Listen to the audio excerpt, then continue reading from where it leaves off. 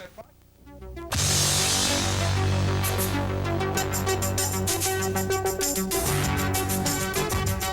is going to be hot. Welcome to a hot night in Bayamon. It's called in Spanish Aniversario 88, where all the superstars from the World Wrestling come down for the big night. With me are the World Tag Team Champions of the World Wrestling Council, the sensational Batten twins, also known as Double Trouble. That's right, Ugo. You know, it's really great to be able to come out here and bring these matches to the people. You know, it's a great pleasure for us to come out here with you in sponsorship with E&G Productions, Capital Sports Promotion. We got some great matches coming at the people, and I think they're really going to be surprised. They're going to be entertained. But the biggest thing is that fire match. Well, talking about some of the big stars. I tell you, it was a great night at Hot Night in Bayamon, Ugo. You had Samoans there, Jimmy Valiant, Dangerous Dan Spivey, Wahoo McDaniel, plus all the local World Wrestling Council wrestlers, Carlos Colon, Hercules Ayala, us, Ricky Santana, Rufus Jones. I tell you, it was a great night. And it was a hot night, and believe me, the main event features a fire match. Hercules Ayala against Carlos Colon, and I know all the wrestlers were out of the dressing room looking at it. It was one of the best nights in professional wrestling. It was a great place to be on that given night. That's right, Ugo. You know, these people out there are going to get a chance to sit down in their homes and see a fire match, and I don't think they've ever seen anything quite like this, and I'm sure after it's over with, you'll never see anything like it again, because only the World Wrestling Council could bring you a match like this. Well, some comments on the World Tag Team match with the New Zealand Sheepherders. That's right. You know, that was a big test for us that night, that Hot Night in Bayamon. We got a chance to defend our belts against the New Zealand Sheepherders, the Los Pastores. And you know, brother, it was a tough match. Bart and I, we trained hard. We were ready for the match, and we're enjoying bringing it to you on this tape. Well, not only that, great things are about to happen right here. We're going to take you immediately to our first match. It's getting hot, a hot night in Bayamon.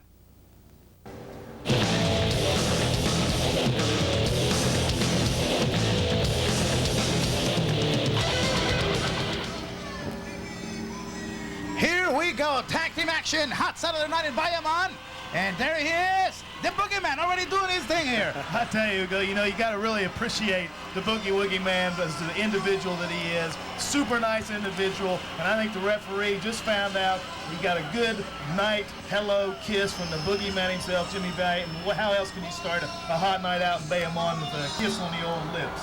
Yeah, that's right, Bart, and never let it be said to Rufus R. Jones, who's a great friend of ours, would never hesitate to maybe plant one on your kiss or two just to show his appreciation. Well, we're talking about a pair here, Rufus the King Jones and the Boogie Woogie Man, Jimmy Valiant.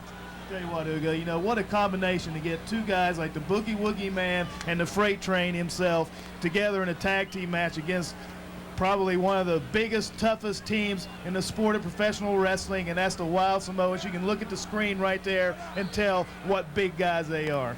Alpha and Sika, the legendary Wild Samoans, over 14 times World Tag Team Champions.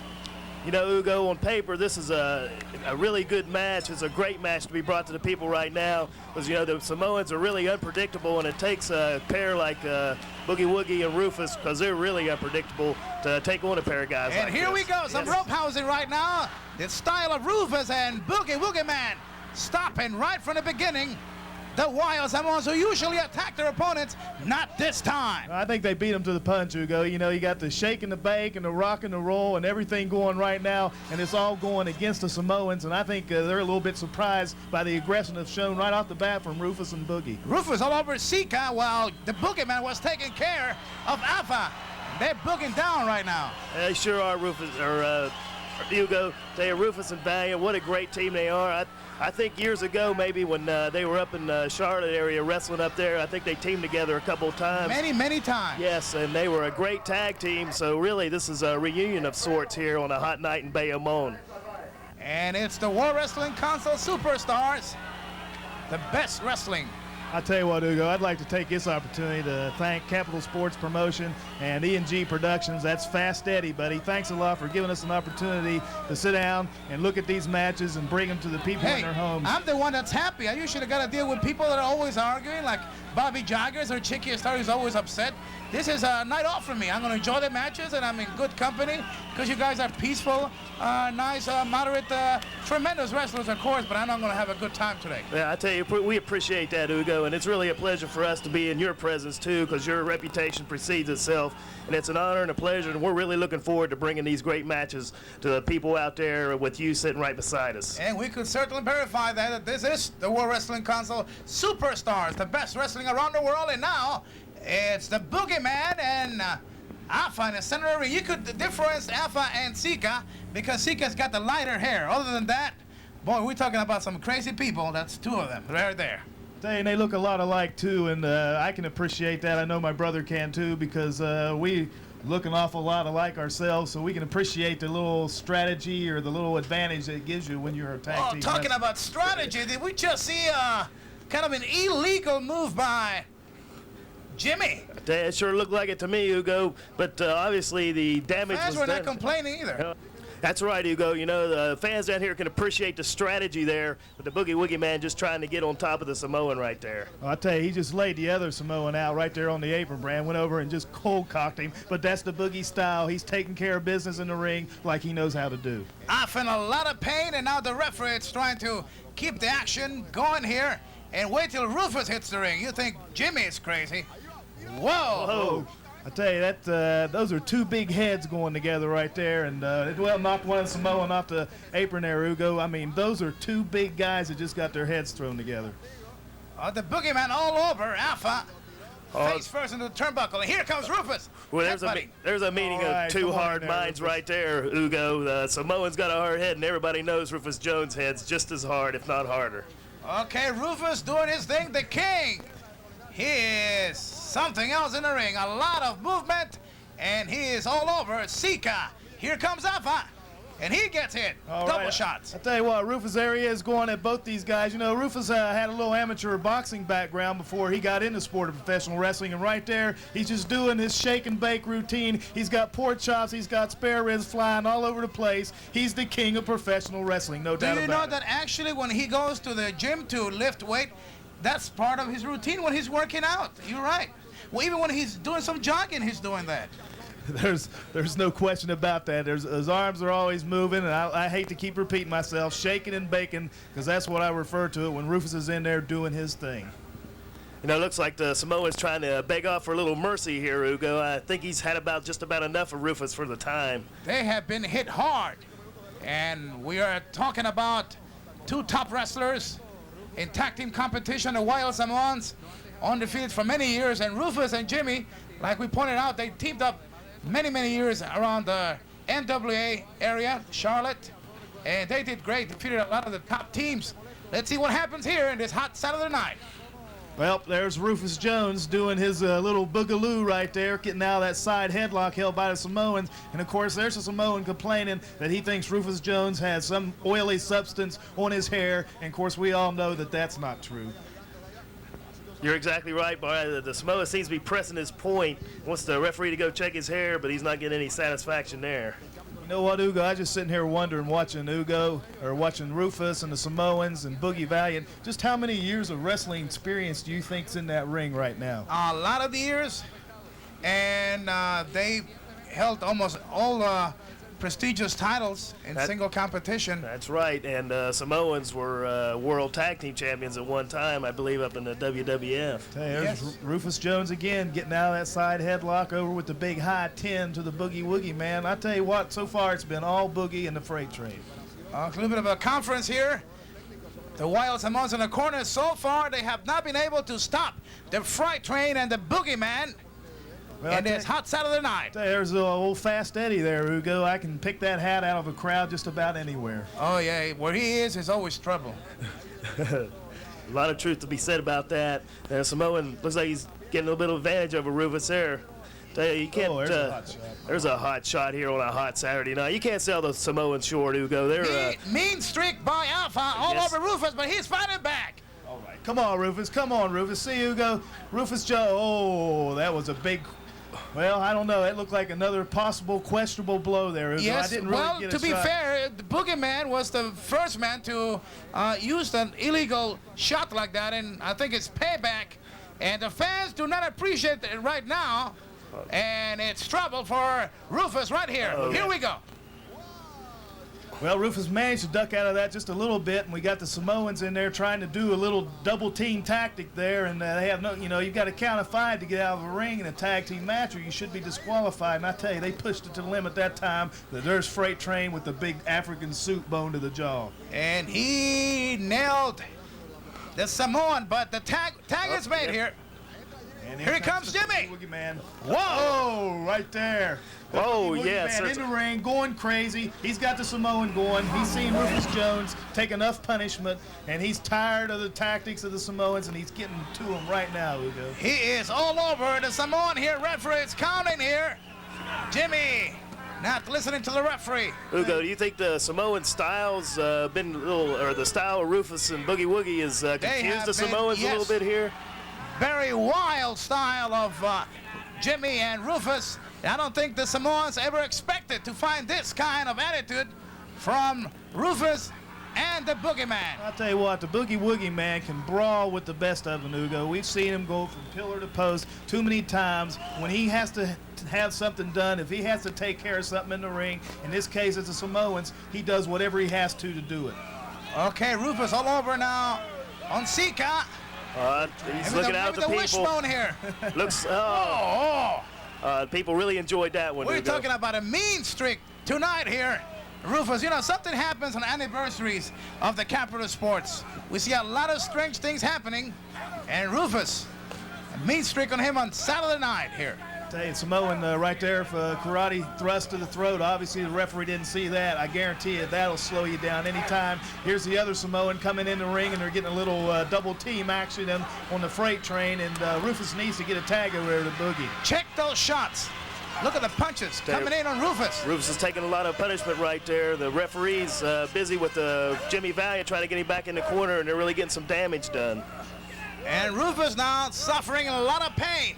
And when the Samoans get going, not too many teams are able to stop them because they are mean and they don't get tired. Well, you can just see the tactic right there, Ugo. You got the Samoan distracting the referee so his partner in the corner can do a damage. When you get in a situation like this in a tag team match, it's 2 against 1, and there was a vicious blow once again from the Samoan, but Rufus can't go anywhere because you got one holding him and the other guy beating on him. Took all air out of the body of Rufus. The Samoans are really starting to roll now, Ugo. Getting their double teaming in and breaking rules as only they can. Big thumb to the throat right there. Rufus in a lot of trouble right now. Rufus! All right. One good shot by Rufus. He stopped off out there for a little while. Now he's coming back. There he goes, 20 legs. There it is. Tag to Jimmy Valiant. He needed that, Ugo. Look out. Here comes the Boogeyman. Boom. Whoa. All over. There's someone. Here comes the other one. Jimmy, it's all over. He's taking he might get the referee if he doesn't move out of the way. He's going crazy right now, the Boogie Woogie Man. Bam, there's 2 big Samoans. That's a big collision right there, and the Boogie Woogie Man is rocking and rolling right now. All right, things are hot in Bayamon tonight. Down goes Ava. He's 1, up for the cover. 2. Oh, there's the other Samoan making a save. You got to give credit there, Ugo. You got to do that. Look out. This is going to be trouble. 4 men in the ring. And the referee's not going to be able to control this one. Oh, there's a big headbutt by the Freight Train, Rufus Jones. That's put down a lot of men. There he is once again going after Samoan. Referee trying to push Rufus out, giving the advantage to the Samoans here. It's hard to restore order in a match like this. Uh-oh, they got both. Over the top. That's a top rope right there. That's disqualification. Automatic rules in the World Wrestling Council. And desperation move on the part of the Wild Samoans as they were overpowered from the beginning by the team of Jimmy, the Boogie Woogie Man, Batten, and Rufus. The King Jones and the Wild Samoans are not happy about this. Nevertheless, they're going wild. The winners are Jimmy, the Boogie Woogie Man, and Rufus R. Jones, and the party has just begun. It is hot Saturday night in Bayamon. Let's take it on to the next match.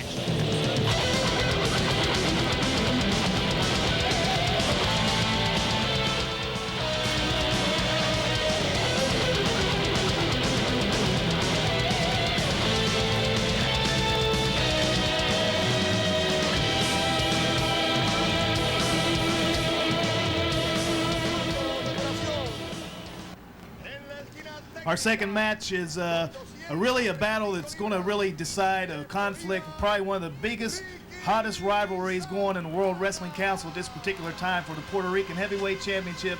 Ricky Santana against Mr. Pogo, and Ugo, these guys really went after it there for a while.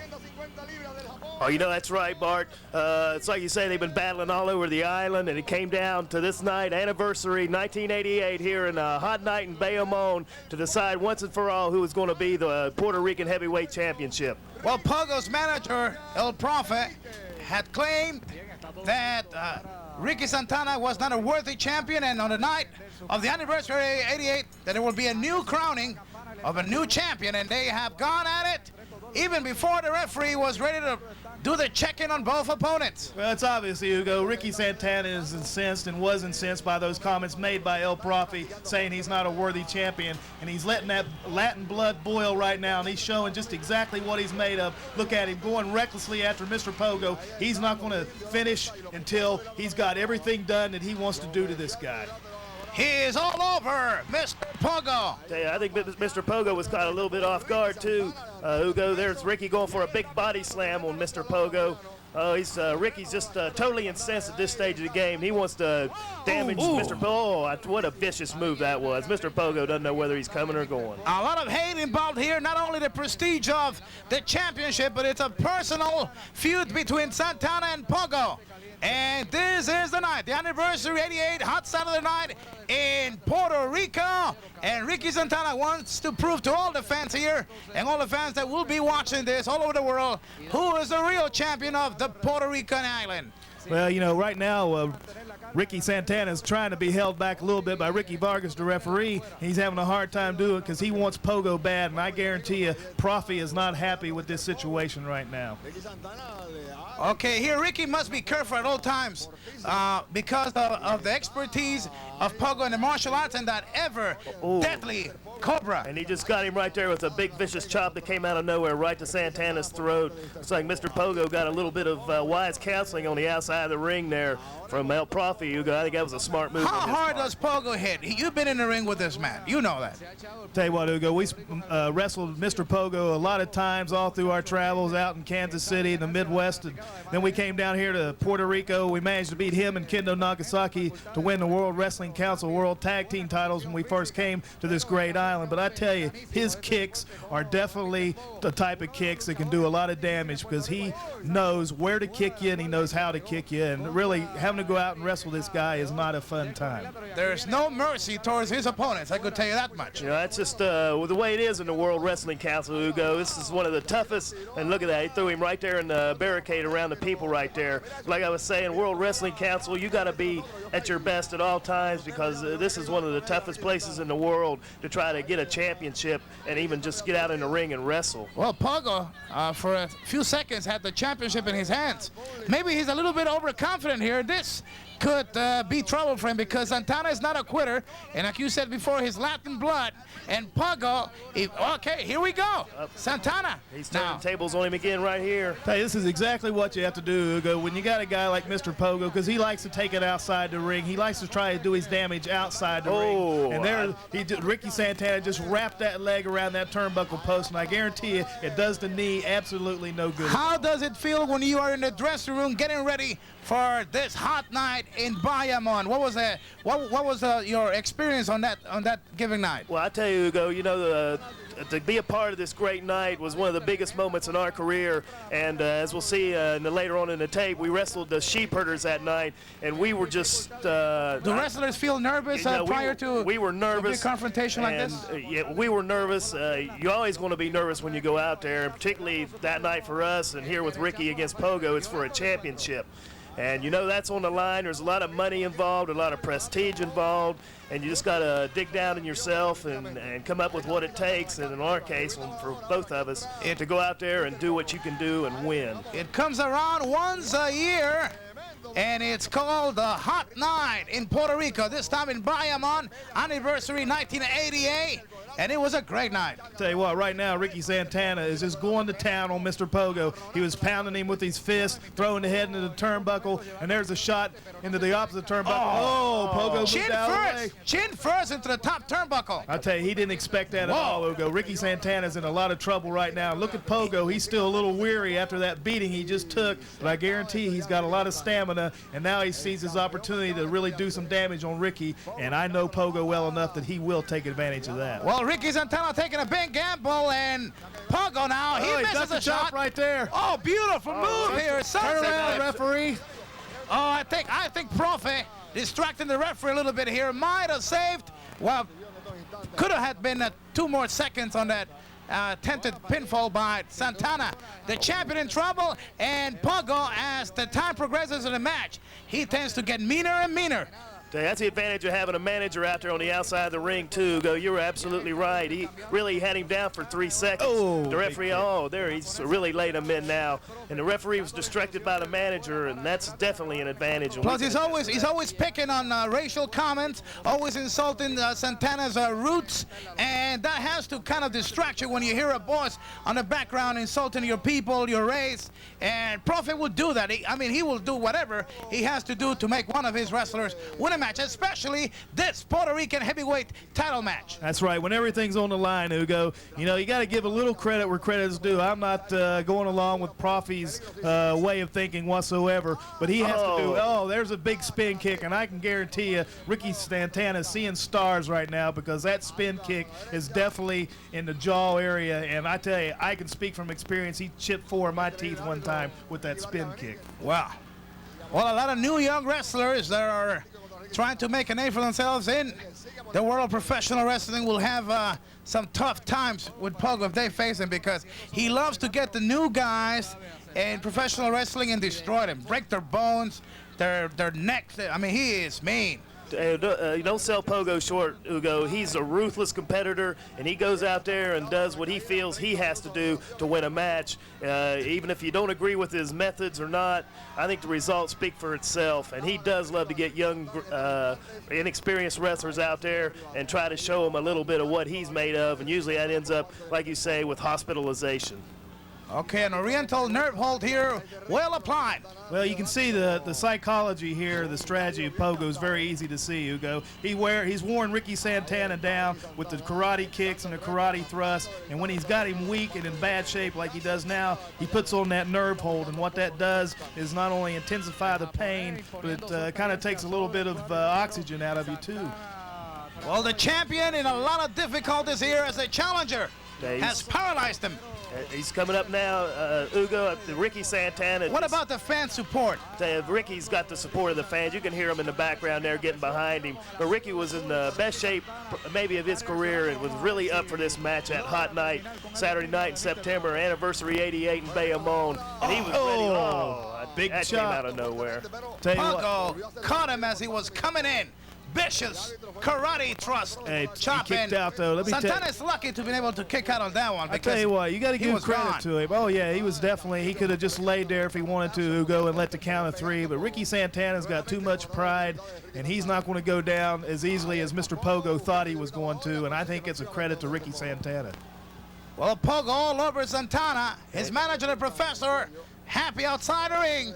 Yeah, Profi loves it when his men are out there beating you up and getting you down. And it's like you say, he's constantly racially slurring you. Oh, Pogo's going to the middle rope here. Oh! Hey, I don't. And we all know how much that hurt. I think that might have raised Mr. Pogo's voice up a couple octaves, don't you, Ugo? Whoa! Tell you what, I think any of the men out there in the he could have probably had sang an opera right there. Exactly. I think we can all relate to how that feels. Ricky Santana was a desperation move to get those knees up, but it looks like he's getting a little bit of life left in him. And now that Latin blood's boiling. He's beating that chest, and when that happened, he's ready to start going to town. And Pogo's trying to run, but he didn't let him get out of the ring. No running this time. As the champion big elbow off the ropes there for Santana. He's going after Mr. Pogo now. He's all over Pogo. Laying those kicks in. The champion all over. Pogo. One count there. He's looking out to people who go, he knows what they want. Knuckle City right now, courtesy Fifth of City Santana. right there, and target Mr. Pogo's head, and that's an awful head too. Look at him, he's just going crazy, Hugo. He's going berserk. He's not going to let Mr. Pogo beat him for that Puerto Rican And now he wants heavyweight to go after the manager. That could be a mistake. He has to it's- concentrate on the challenger. Oh, another big right hand right there. Oh, there's that That's spin what kick makes it again. so dangerous, because when you think you got him, there we have it. Almost a 3 count. Tell you what, And credit the Ricky Profi- Santana Did you see there. the Profi outside? He thought he had him Yeah, right he there. thought he had it belt right there. Oh. Tell you, big half power slam right there. I guarantee you, Hugo, that jars your kidneys, your backbone, everything. And here's Pogo up on that second rope. All right, he moves out of the way. Tell you what a match this has been, Tell you, Hugo. back and forth. Oh, what A a classical encounter of a tremendous, proud champion and a very dangerous challenger And a that would very like to please his determined manager by becoming the champion in this hot Saturday night in Bayamon. Tell you, he couldn't quite get the pinfall there, so he gets him up to the slam. Now Ricky he's going to signaling that for top victory, rope. and we all know what's coming up here. Tell you, when he puts this on them, they don't get up after Dangerous this. move. That's a high-risk move all the way. Oh! Tell you what, Hugo, a high-risk move right there. If the guy moves wait a all the minute. way- That's a signal Pogo for the signals Cobra. for the Cobra hold. Tell you, It spells trouble ladies for the and champion. gentlemen, that's not a. You don't want to be putting Don't let that him hold. get it, Ricky. Don't let him Come on, get fight it, it, Ricky. baby, fight it. And the kids that are watching this at home right now, please do never attempt to use any of these holds because they are deadly. This one Okay, is very that's dangerous. it. That's it. Come on, Ricky. See, he didn't quite let him get that Cobra. Oh, no, tell you- Pogo has been at his best. If Ricky has been in his best shape of his career, we have to give Pogo credit. He's been there. Tell you what, you got to credit the World Wrestling Council too, Hugo, because this just goes to show what kind of matches, what kinds of matches that go on down here in the World Wrestling Council. Big vertical suplex, and Pogo is not an easy man to suplex. Okay, he goes for the pinfall there, Okay. but not enough for the 3 count. Both men are fighting with everything they got right now, Hugo. They're down to desperation. Going for all the marbles. Side Up there he steps it. goes outside. Uh-oh. A very dangerous place to be when El Profi's wandering around, Hugo. Okay, Pogo. Now waiting for the champion to get back in the ring. Referee is counting. To obtain the championship, you must pin the champion Oh, big or kick make him right surrender. Yeah, both men just have given it their all, and you can tell they're fighting it, giving it everything they got down to the last bit to win this match, Hugo. Look out, Ricky. Oh, that's what a big almost like a tackle. sumo tackle. I tell you, you know, Pogo, look at him right now. He I has think done he's- almost everything hey, right. He thinks he's got it right now because he got Ricky Santana down. Oh, look at that! Flip over the This top could be rope. it, This could Hugo. be it. That's There it. it is. Hey, Oh, Hey, great, What a great. great match, Hugo. What a Successful pinfall. The Coliseum here in Bayamon has erupted. It's rafters are as shaking right now. Their Hugo. favorite champion has successfully defeated Pogo in a tough encounter. He still holds the Puerto Rico's heavyweight championship. Look Oh, out! no. Cheap shot time. I tell you, this is a mark of Mr. Pogo. There he goes. He's already lost the match. Oh, big double double shot. chop coming off the ropes, brother. It's not necessary. Now he's Oh, there There's a goes that Cobra. Cobra. Oh, Hey, I Ricky tell was you, in this trouble right there, Hugo. Oh, this means Big trouble trouble. here. The match is officially over. Pogo has nothing to lose now because he already lost the match. So he don't have to worry about being disqualified. Hey, what disgusts me is there's El Profi Look sitting at the there manager. giving direction, distracting the referee, and all that's doing is causing more harm on Ricky Santana. This is a serious situation right here. And Santana. The fans are certainly showing their despicability towards that act, too. They're pelting the ring with everything, Hugo. Unnecessary right there. Profit. He just ought to be fined and thrown out of the ring right there. Ricky Vargas Benitez. there Okay, we- that's where the bad things Yeah, came that's- into the ring. Tell you what, Hugo, it's hard to explain to the people that weren't Okay. there the feeling of the hatred right now. Okay, you were in the ring. You have faced Pogo before. You know the effects of the Cobra. Yet he left the ring and all that saliva and foam coming out of the mouth of Santana, almost ready to throw up. And you've been there before. How did it feel to see one of your buddies, one of your good friends, gone through that? Because when a hold is applied like that, you never know if it's going to cause permanent injury. Well, that's the key right there, Hugo. You know, that's a very dangerous hold. And when you see somebody in a situation like this, Ricky with his foam coming out of his mouth, is something seriously wrong here. And, you know, it's obvious by the look on our faces right there. We're concerned about it. But, you know, it's just one of those hazards that can possibly happen to you every night you step into the ring. Something like this can happen to you, and it's just a feeling that's sometimes hard to live with. Yeah, that's right, Ugo. And there's Ricky foaming at the mouth from that Cobra being applied unnecessarily by Mr. Pogo. And, you know, we really didn't know what to do because Ricky was really in a bad way. And here they are, they're bringing out the stretchers. And we're just trying to comfort him a little bit. But we were really concerned for his health right there. Well, to tell the fans what happened afterwards, he was taken into the medical facilities where he was kept under doctor's care for over an hour till finally he reacted. Fans, we're going to take you now to another great match of this hot Saturday night in Bayamon.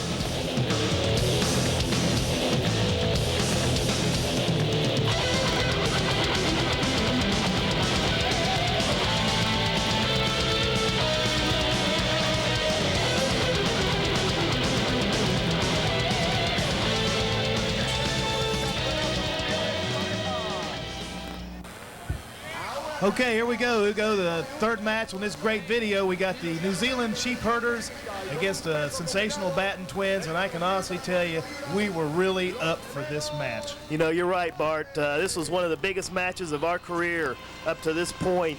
To be in front of this great anniversary crowd for 88 and a hot night in Bayamon against maybe one of the toughest tag teams in the whole world, the New England Sheepherders. We were sky high, Ugo.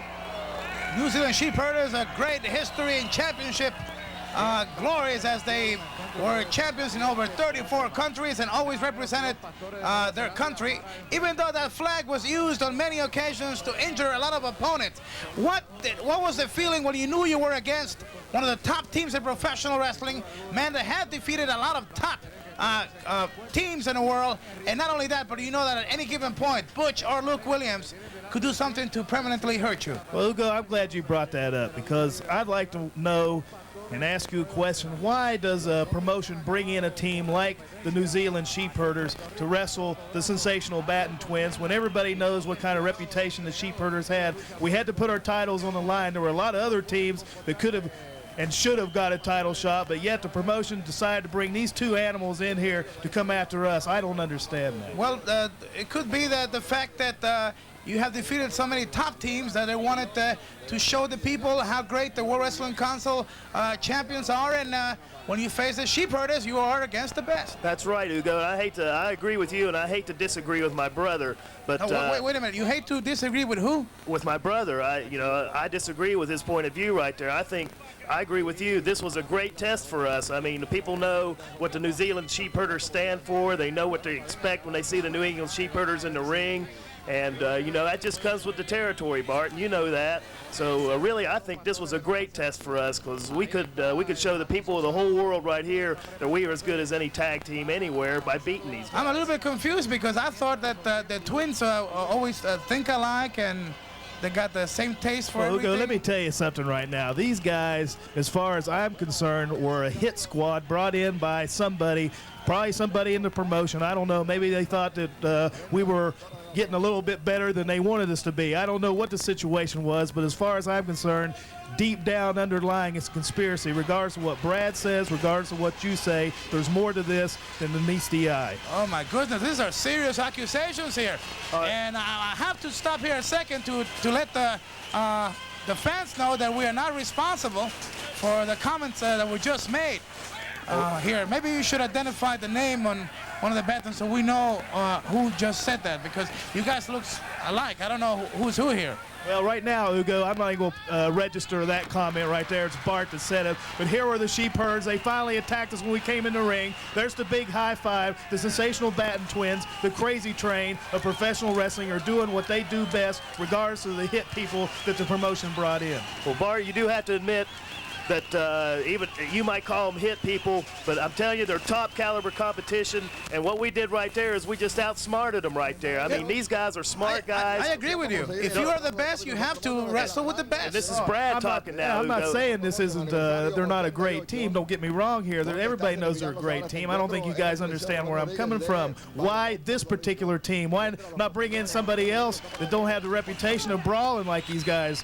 I mean, that's what I don't understand. Yeah, well, that's like getting a quick escapade from the top teams. I think just like in professional football where division leaders play each other on playoffs and in Super Bowls, I think holding the World Tag Team titles signify that you have to fight or wrestle the #1 challengers. And here is Luke Williams getting some tremendous shots here. Tell you, we were really psyched up for this match right there. And really, who's in the ring right now? It's me in the ring, Hugo. Bart. This is Brad on this end here, and all I want to say is, here they got Bart there. That was sneaky right there. But Bart, this was a big night for not only us, but for the World Wrestling Council on Anniversary 88. And what a better team could they have put us against than the Sheepherders from New Zealand to show the people of the world that this is where it's all happening. Well, Brad, again, I got to disagree with you and Hugo. Everybody I remember that clothesline right there because that nearly took my head off. It came out of nowhere. But I'm not saying these guys aren't a great team. I'm saying we should be considered a good team too. And why should we be tested with a team like that when there's other teams out there that would like a shot at those belts? I'm confused here. I always thought twins think alike, they dress alike, and I don't know what's going on here. Anyway, let's get back to the action here as the Tank. He's been confused here. Who's in the ring right now? That's me again, Hugo, just slipping and sliding and drop kicking and the Sheepherders. And there's those two big noggins together right there. And I tell you what, we had them going right there. I don't think the people expected this from the Sensational Batten Twins. I don't think the promotion expected this from the Sensational Batten Twins. But just goes to show you that we're as good as we think we are. And Bart, I don't know about that. I just know that they brought a team like this down here for this particular night. I think they had confidence in us that we could beat these guys. World Wrestling Council doesn't want a representative like the Los Pastores to have their World Tag Team belts. They want somebody like us, and that's exactly what the point was, to have us sign a match with these guys to prove that we are the best. And we always invite all the wrestlers from all the other alliances, including the NWA, AWA, and the WWF to participate. If you think you're good, Hugo, I think you're influencing my brother. I don't appreciate it at all, buddy. Oh my God. Hugo, I wouldn't worry about that. My ulcer is starting to act up a little bit here. I wouldn't get too upset over it, Hugo. I mean, we have a difference of opinion here, but one thing we do agree on. We're having a good time here. Now I'm in the middle of, I don't know. Well, let's talk about the match right here. World Tag Team titles on the line, hot Saturday night, and this is crazy. Luke Williams. Who's in the ring right now with Luke Williams? Well, that's Brad, Hugo. And, there they go to their tactics, the eye gouging, the eye ripping. Oh, they were good move right there. Leapfrog. Knee to the midsection. I mean, So you took a knee from him, and then you were able to counterattack with the same maneuver. Good drop kick. There's a big drop kick right there. I tell you, Hugo, I think this was a showcase for the Sensational Batten Twins. There's a lot of people out there that didn't think we could do what we're doing right now on this screen in everybody's homes with the big fat guy sitting there drinking a beer. He's watching exactly what the Sensational Batten Twins are made of. Wait a minute. We should not talk like that because there's good people watching us right now, and I don't think. I'm kind of taking it personal because I got a kind of a beer belly myself. Well, Hugo, if the shoe fits, wear it. I'm going to have to, and this is Brad speaking now, I have to, I can't disagree with what my brother's saying because we are showing the people right here that we are as good as any tag team in the world today. Oh, my God. I don't understand this. Well, I'll tell you right now, the New Zealand Sheepherders right now, Hugo, getting back to the match, have really got things going right now. Oh, there went for the big headbutt. We moved out of the way, and there's a drop kick, and I guarantee he wasn't expecting that. The Sheepherders are back outside the ring. We're celebrating, we're fired up, and this was a big night for the Sensational Batten Twins, regardless of what kind of scandal or controversy you or the promotion wanted to throw at us. Well, I am not involved in any conspiracy or anything. We just want to show the people around the world the best wrestling, and right now we have witnessed already a tough match here, and it's getting even hotter and better. Anyway, here we go. Good move by the Batten Twins, double teaming on the Sheepherders. They're using the same strategy as the Sheepherders have done throughout all those years where they held so many championships. That's right, Hugo. We studied a lot of film and saw a lot of tapes and matches of the Sheepherders before we came out to this night to wrestle these guys. So we knew pretty much what was going on with them and how they would wrestle in a match and the tactics they would use. Where they, on the other hand, I don't think there's that much tape out on us, on our wrestling strategy. Are you skill. kidding? There's plenty of tapes on you guys. Well, I don't think these guys saw them because I think we had them off guard. We were really fired up for this match, and you know, we were really psyched up. And here we are, we're going after them again. Oh, look at that! From the floor there, I remember that. Butch Miller grabbing one of the boots of the Batten twins, and now Luke Williams, the crazy one, all over. One of the Batten twins. I tell you what, Ugo, these guys are vicious, they're tenacious, they're rough, they're tough, they're brawlers, they're street fighters. Look at that, using the belt, our belt that we had on the line right there to try to do some extra damage on us. I mean, these guys That's awful. Hey, they're obviously 5 cards short of a full deck. You know what I mean? Yeah, no question about it. But there again, Bart, you know, this is a good chance for us to prove to everybody that we are just as tough and just as rough as these guys are, and it was a good test for us. Why do we have to put our, excuse me, Ugo, why do we have to put our life on the line with these guys? Why can't we there's wrestle? a big top Well, rope you are there. professional wrestlers. You are one of the top teams in the world. You currently have recovered the World Tag Team belts, and you should know that this is it. This is the big leagues of professional wrestling. Illegal tactics by Butch Miller, the tank, using the belt again on the back of the head on one of the Batten twins, and the fans are really upset about it. I'll tell you, not as upset as I was, Ugo. I'm the one sitting there getting my head beat in by the belts. I'm getting it thrown into the table. That ring was up on some kind of platform about a foot off the floor. I fell over that. I've got knees. I've got everything else. Why do I have to endure that? Are you complaining about the floor platform now, too? Because we did that to make sure that everybody in the arena was able to see all the action. Because this is Hot Saturday Night, once a year, every year in Puerto Rico. Well, you know, I don't, as far as what the people want to go at this particular stage of the game, Ugo, I'm not that concerned about that. I'm concerned about our... Wait a minute, Bart. Listen to these people out here. They're behind us the whole time. I think sometimes they feel the pain we feel, and they can relate to what's going on with us in there. I mean, we're family, and most everybody out there is family, and they're with us all the way. Look at all the cheap shots there. Why should I have to go through that? Why should you have to go through that? The people are so open-minded and so resentful, or not resentful, so respectful of our talents. Why do that? They were complaining to the referee because you were getting hurt there. Yeah, well, then what's the referee doing, Ugo? Look at him. Well, Sal Escarrente, the referee, was having a lot of trouble trying to control this. 2 crazy wrestlers from New Zealand. Well, there's Fast Eddie. He could have, you know, Eddie, hey, you could have helped me right there, get me back into the ring. Well, that's illegal. You should not have any help from other people. Oh, then it's legal for him to throw me outside the ring and hit me in the head with the belt? No, it's not. This sounds to me like a deja vu here. I'm starting to feel like I'm back with Bobby Jaggers here. Hey. What's happening, guys? I'm one of your buddies. Well, what's happening is I just had a sunset flip on one of the Sheepherders, and I had him pinned, and the referee's over there not doing what he's supposed to be doing, and he wasn't counting the guy, and we had him right there, at least for a while. Now they're going back to beat me up again, Ugo. And they do what they do best, double team, and they make those quick tacks, and look at that knee. The specialty of the house, Butch Miller. You can tell by my reaction on the apron there, Ugo, that I've even felt that one. So at this stage of the match, I was really concerned for Bart. I mean, he'd been out there taking a lot of punishment. Did you think you were going to be able to retain the titles at this point in the match? Tell you, you really can't be out there. Well, what's your opinion on that? What's my opinion on that? I was never in doubt that we would. What about your brother? Oh, Ugo, let me tell you, when we step in that ring, there's never any shred of doubt in our mind that the outcome is going to be our hands getting raised. Now, granted, this was a very tough match, and there's a big forearm onto my chest that I felt real bad. But see, now we're starting to use the tactics that they use, and it just goes to show you that we're going to do whatever we have to do to win. That's why I never get concerned about losing the belt. That's things that maybe you should worry about. Well, okay, fans, having some different opinions here. I'm on your side, Ugo. Yeah, well, thanks a lot. Well, see Ugo there. We have never seen 2 twins in action and then also narrate the matches, so this is very confusing for me.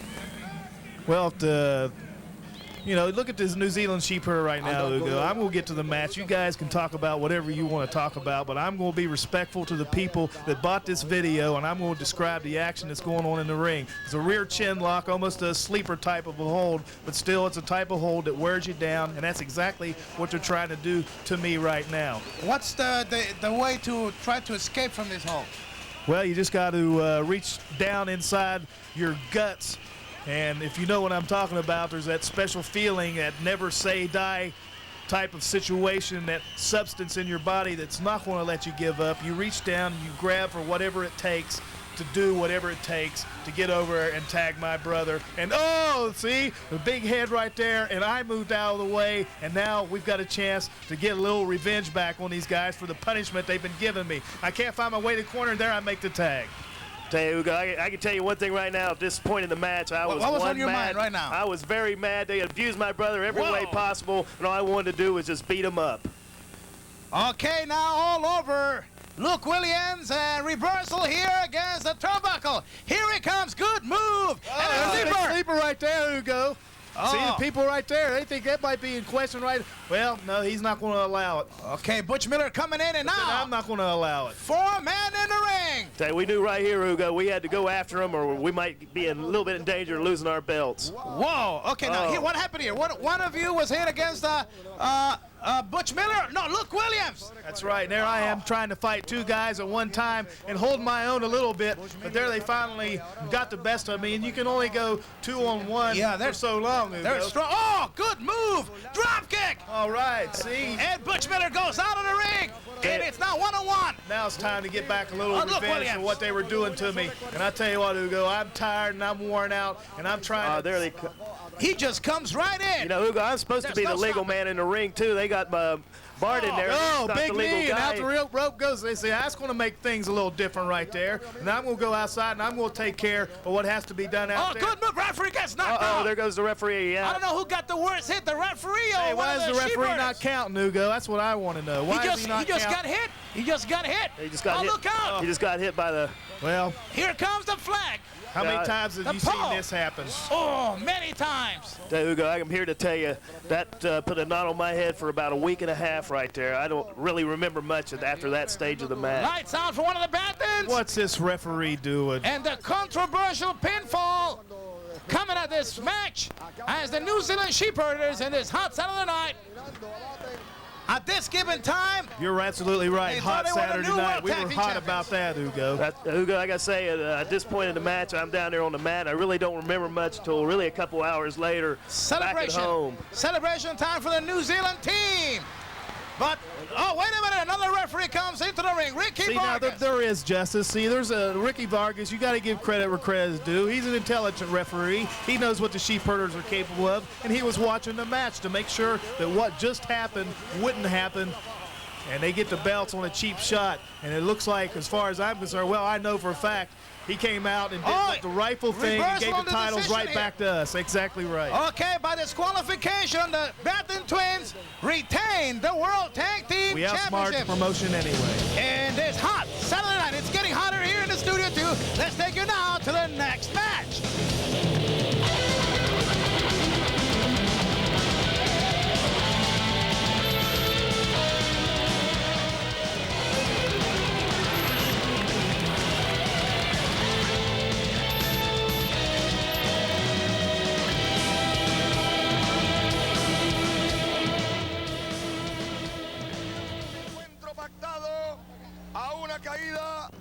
All right, wrestling fans, we're on to our fourth match here on the Anniversary 88 Hot Night in Bayamon. And this match, Bart, pits Dangerous Dan Spivey against the Chief, Wahoo McDaniel. Yeah, you can also say that it pits two ex-football players against each other. And I know, Brad, we're going to appreciate that, being ex-football players ourselves.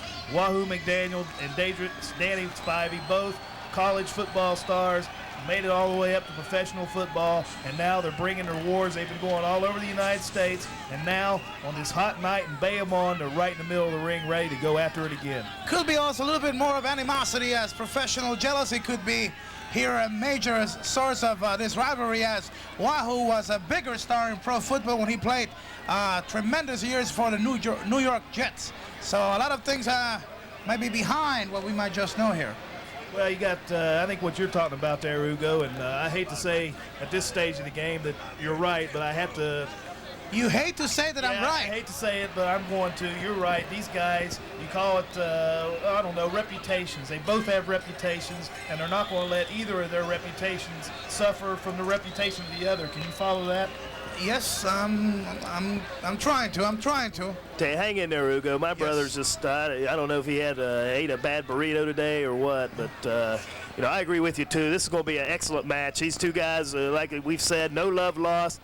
They're out to prove a point. Who is the better man? And maybe back in the back of their minds, who was the greatest football player, yeah, too. And when Spivey gets angry, and we have seen that many, many times in the World Wrestling Council, a lot of stitches have been given by this man here, including eyes, broken noses, and more of that, because Spivey, he hits hard. Well, just look at the man, Ugo. He's probably 6'8", 6'7". He probably weighs up close to 300 pounds. He is a big man, but he just felt, I was just getting ready to say, Wahoo McDaniel's big chop, and he has probably one of the most devastating chops in the sport of professional wrestling. Yeah, he's a good friend of mine. One time coming out of the airport, I went to pick him up. We won't hold that against him. Oh my goodness! And he chopped just a friendly Indian chop, and I had the 5 fingers there for over 2 days. Hey, Ugo, it's a thunderous chop, and any of the fans out there can't even really appreciate it until you maybe got in the ring or had, like you said, have him demonstrate it to you and feel the power that he puts behind that hand. Well, you can hear the smack every time he hits the chest. You can see the sweat fly. I mean, he's got some momentum behind that chop. But there's dangerous Danny Spivey doing what he does best, brawling. He's taking the big Indian down, and I personally hope he puts a real hurting on him. Wait a minute. Well, Bart, I don't know if I agree with that or not. I think that you personally hope that Spivey hurts Wahoo? You know, Wahoo's one of our friends, too. And so wait a minute. So now I got heat with your brother, and now he wants Spivey to... What did he eat this morning? I don't know. I'm not really sure, Ugo. But like I say, Wahoo is one of our I was going to invite you guys next Saturday home, but... Not if he's going to behave like that. Dangerous Danny McSpivey going to town on Wahoo McDaniel. Regardless of what you two want to go over there and talk about, I'm going to talk about the match. There's a big Irish whip into the turnbuckle, the elbow to the top of the head. Ugo, he is hurting Wahoo McDaniels right now, and hopefully maybe hurting that ego a little bit. Blood all over the face of the great Indian warrior, Wahoo McDaniel. A lot of trouble here. Yes, sir. He's been, Dangerous Dan's been pounding that head, and obviously he's done a little bit of damage there, and Chief's in a little bit of trouble. But, Ugo, you know and I know that when Wahoo's down, he's certainly not out, and we can expect to see a barrage of those big chops coming just about any time. Well, don't count him out. I think he looks good in the red, personally. Wow, Ugo, what's going on over here? Oh, my goodness. He's my brother, and I don't even know. He's my twin brother, and I don't even know. Well, if you don't know, imagine me. Yeah, really. I'm having trouble just holding the microphone. Tell you, just a big rear chin lock right here. Just what's he doing right there, Ugo? He's trying to get that blood flow right up through the neck, into that forehead, and cause more loss of blood to weaken Wahoo McDaniels. And as far as I'm concerned, hey, the means justify the ends, or the ends justify the means, however you want to look at it. Referee Sal Scarente asking Wahoo if he surrenders. But the Indian chief, he's not a quitter. No, he's not going to quit, Ugo. He's look at those punches. Knuckle City here. Dangerous Dan Spivey is a big man, so you know he's got a big knuckle, and Wahoo McDaniel's forehead's definitely getting a good introduction to it.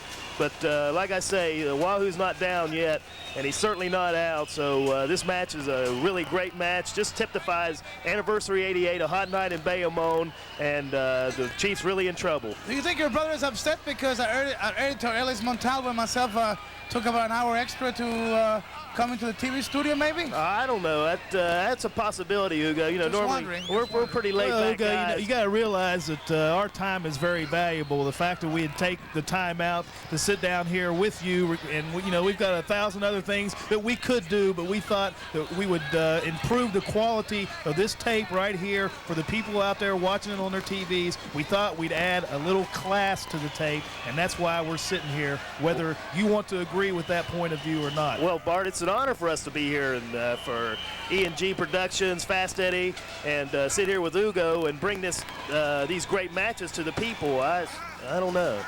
Well, there's Wahoo McDaniel trying to throw a few elbows into the midsection and just not having any effect on this big guy. Danny McSpivey is showing exactly what he can do to Wahoo McDaniel. That's why I call him McSpivey there, Ugo, because he's got green on. I mean, let's make us all Irish, right?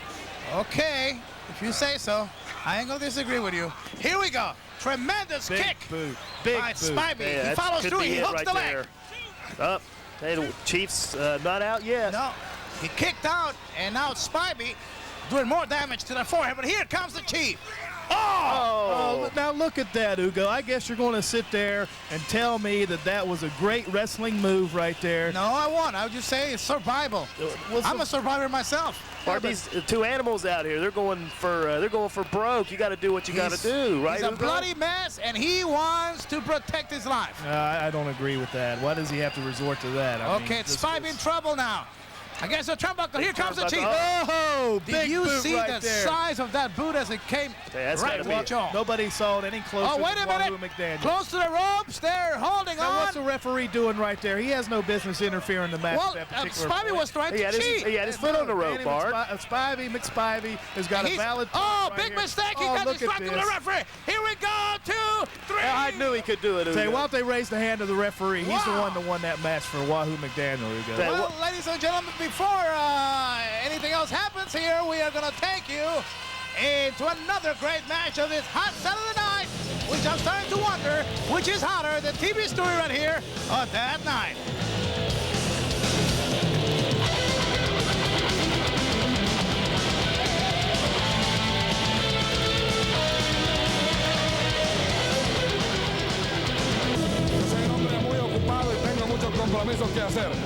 Chicky Starr had issued a special invitation to the Super Medic, but he was going to be in, boys, for a big surprise on that night.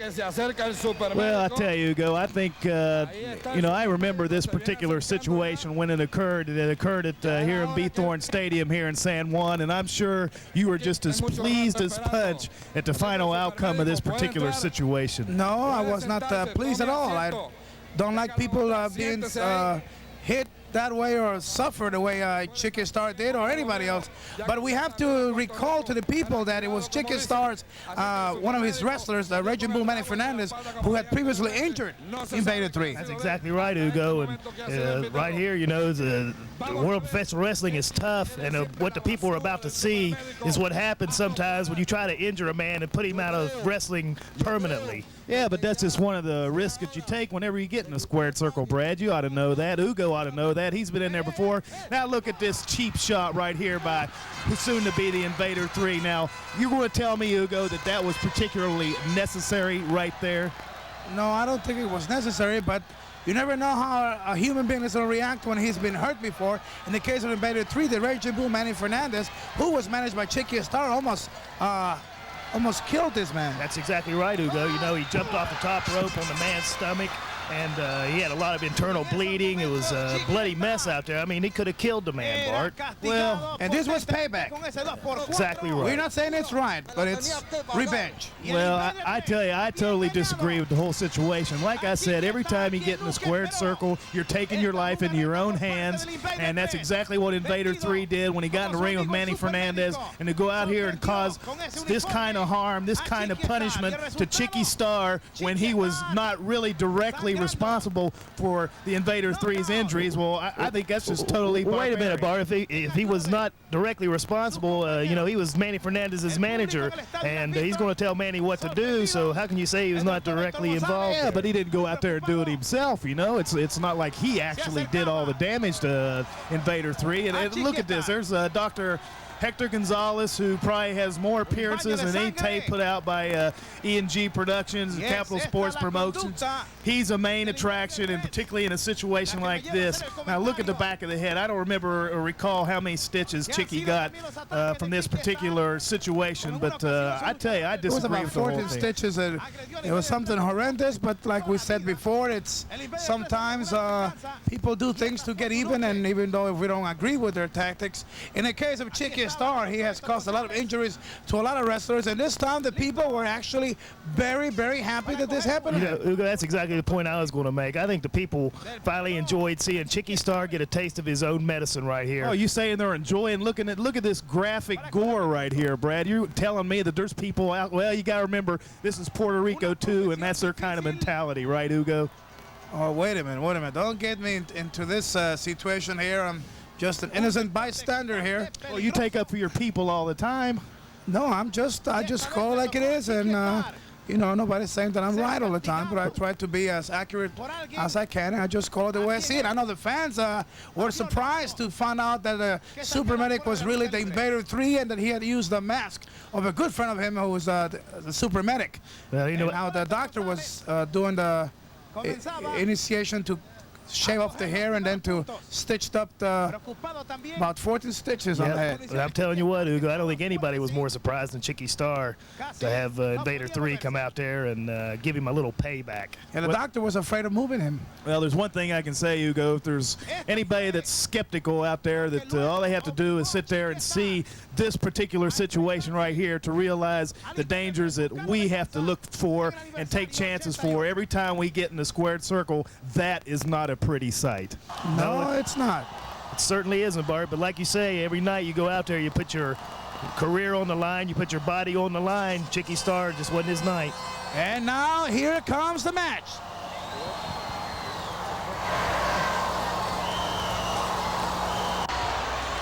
Okay, here we are back into the hot night in Bayamon. Chicky Starr against the Invader 3, and this is where Chicky Starr will actually get his chance of revenge. And now look at this, Ugo. How can you explain this? The Invader 3 brings in an axe handle in the ring and starts laying it back on Chicky Starr. Now, there's no excuse for that. Anger and the desire of getting even. I don't think he was satisfied with his stitches on that Chicky Starr Sports Shop, and he was out to just take him out of wrestling, just like his wrestler did. And Chicky Starr came out in TV and said that he had ordered Manny Fernandez to put him out of professional wrestling. So there you go, Bart, directly involved in the Manny Fernandez situation. So as far as I'm concerned and Ugo's concerned, I'm sure just about everybody else out there watching this tape is concerned, Chicky Starr is getting another taste of his own medicine. Well, as far as I'm concerned, Ugo's opinions are always biased towards people like Invader Trace and Carlos Colon and all those other guys. His opinion's biased. And look at Chicky Starr right here, bleeding once again profusely at the hands of Invader 3. And I have a feeling Chicky Starr is going to reach down and give Invader 3 exactly what he deserves, Ugo. And that's a real hiney kicking. Well, can you verify your accusations here?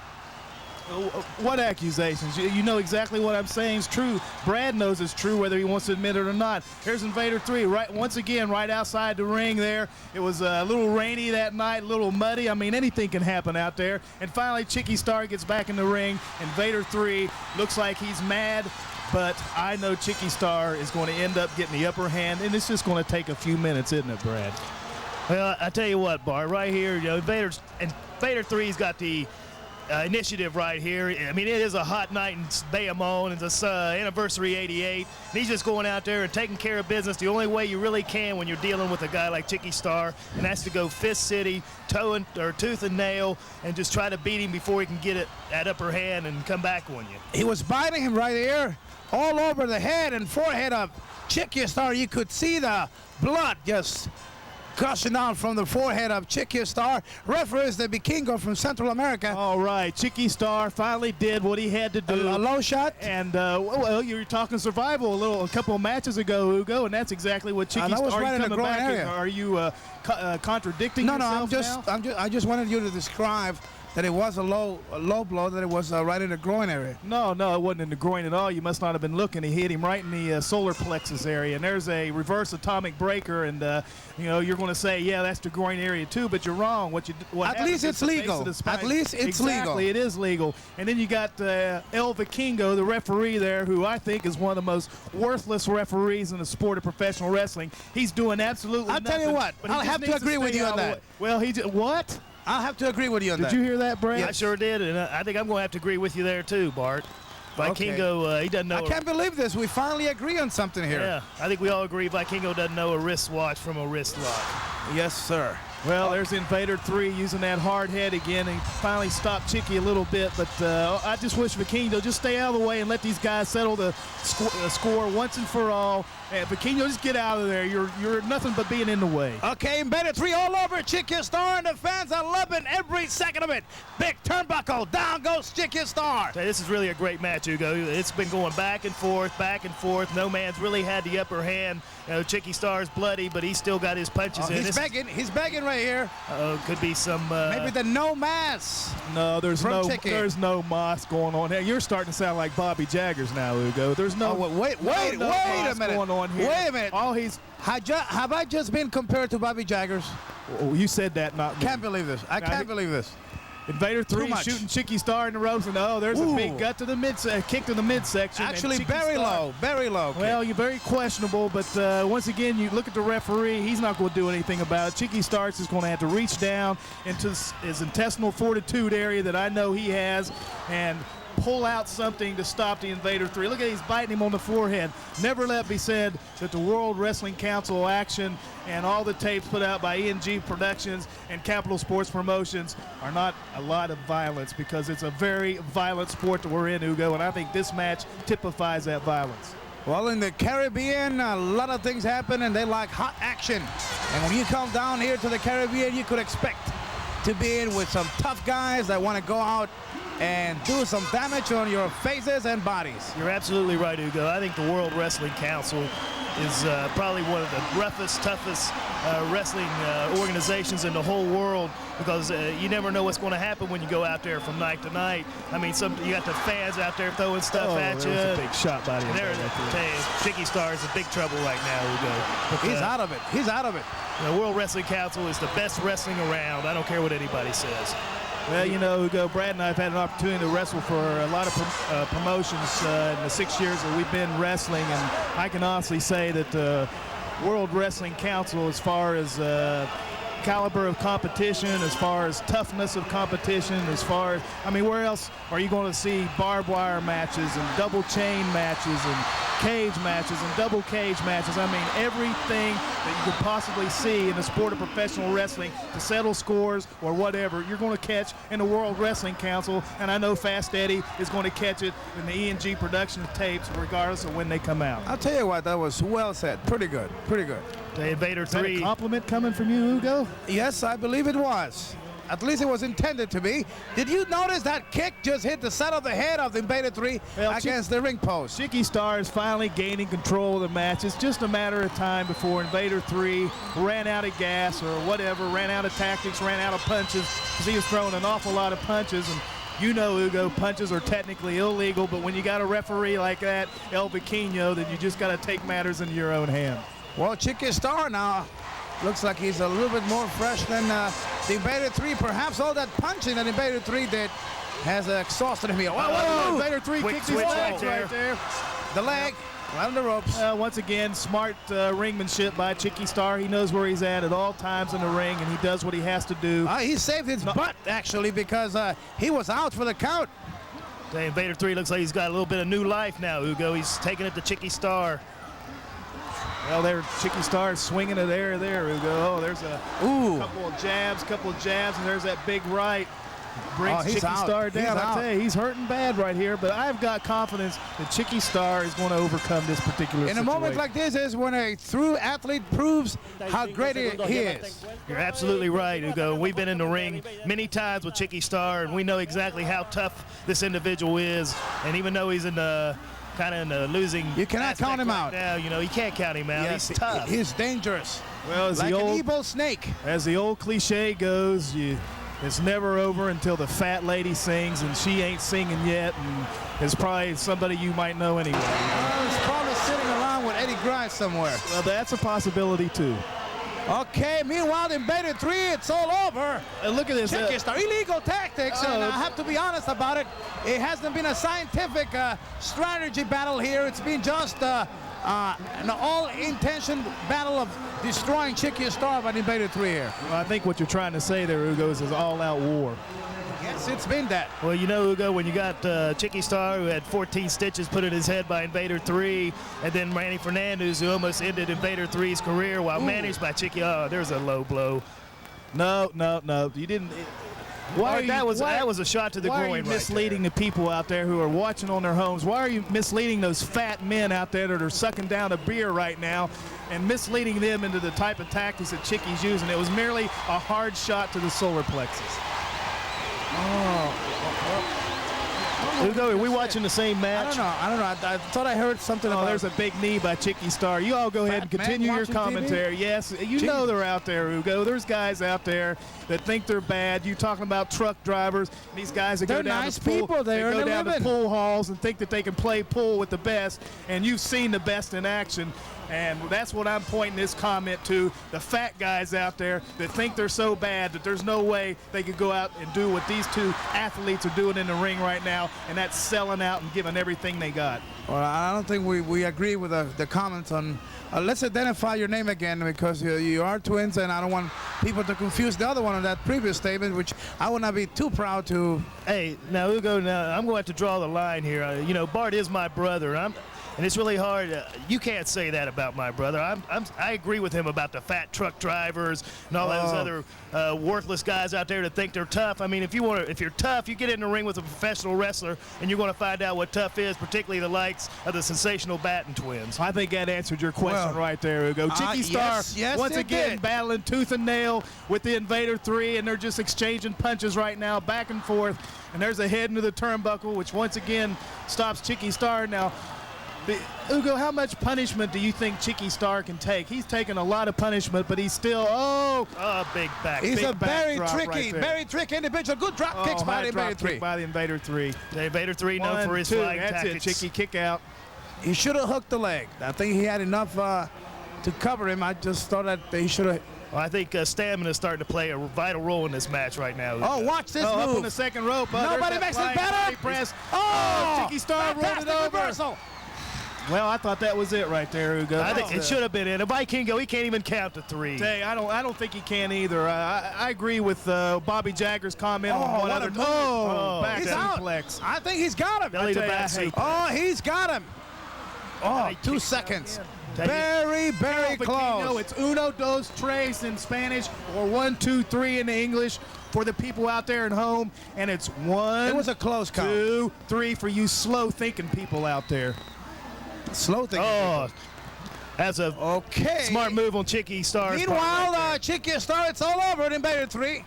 I'm being confused here. I don't know anymore. Hey, now see, finally, Chicky Starr used his brains, used his stamina, used his dexterity, whatever you want to call it, and he pulled the match out. There he is, getting his hand raised. Chicky Starr put it on the Invader Trace. A fantastic, hard-fought battle and a sensational win for Chicky Starr. He's bloody, but he is the winner. There's the doctor, Gonzalez again. Checking now on the Invader 3. He gets a lot of business, doesn't he, Ugo? Very dangerous profession. I will not say that he gets a lot of business. He's a good friend and a good doctor. Well, and we are about ready with any more comments. I agree with Bart. He gets a lot of business down here, Ugo. Let's see how this developed here. Good move by Chicky Starr. He holds the rope. It was an over-aggressive move by the Invader 3. Head first into the canvas. He snapped that head back on the canvas, and that's enough to make you see Stars. Big elbow drop. Vicious elbow. Very fast. He went for the cover. He hooked the leg. Hooked the leg right here. I have to agree with you there, Ugo, even though it kills me to do it. And it was all over. And hey, Chicky Starr, a hot summer night, and Bayamon is the winner of this particular match. Fans, we are going to take you immediately to our next match. A hot night in Bayamon. It gets hotter.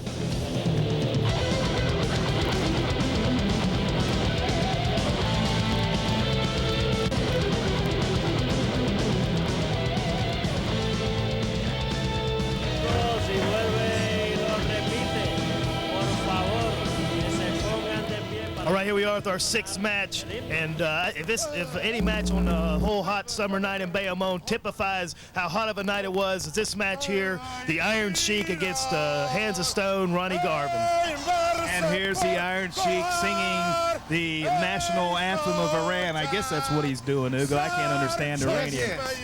But this is obviously his way of greeting these great people of this great island, of this great rock of Puerto Rico. And he's got the right idea. He's telling the people to Sierra La Boca. USA is a sick country like you. Iran, #1. I don't think the Iron Sheik realizes that not everybody out in the audience speaks English, Ugo. Well, I don't think it really matters because it's hard to understand him anyway. That's true, too. Whenever he speaks. Well, we talk about some strange individuals. Well, he's one of them.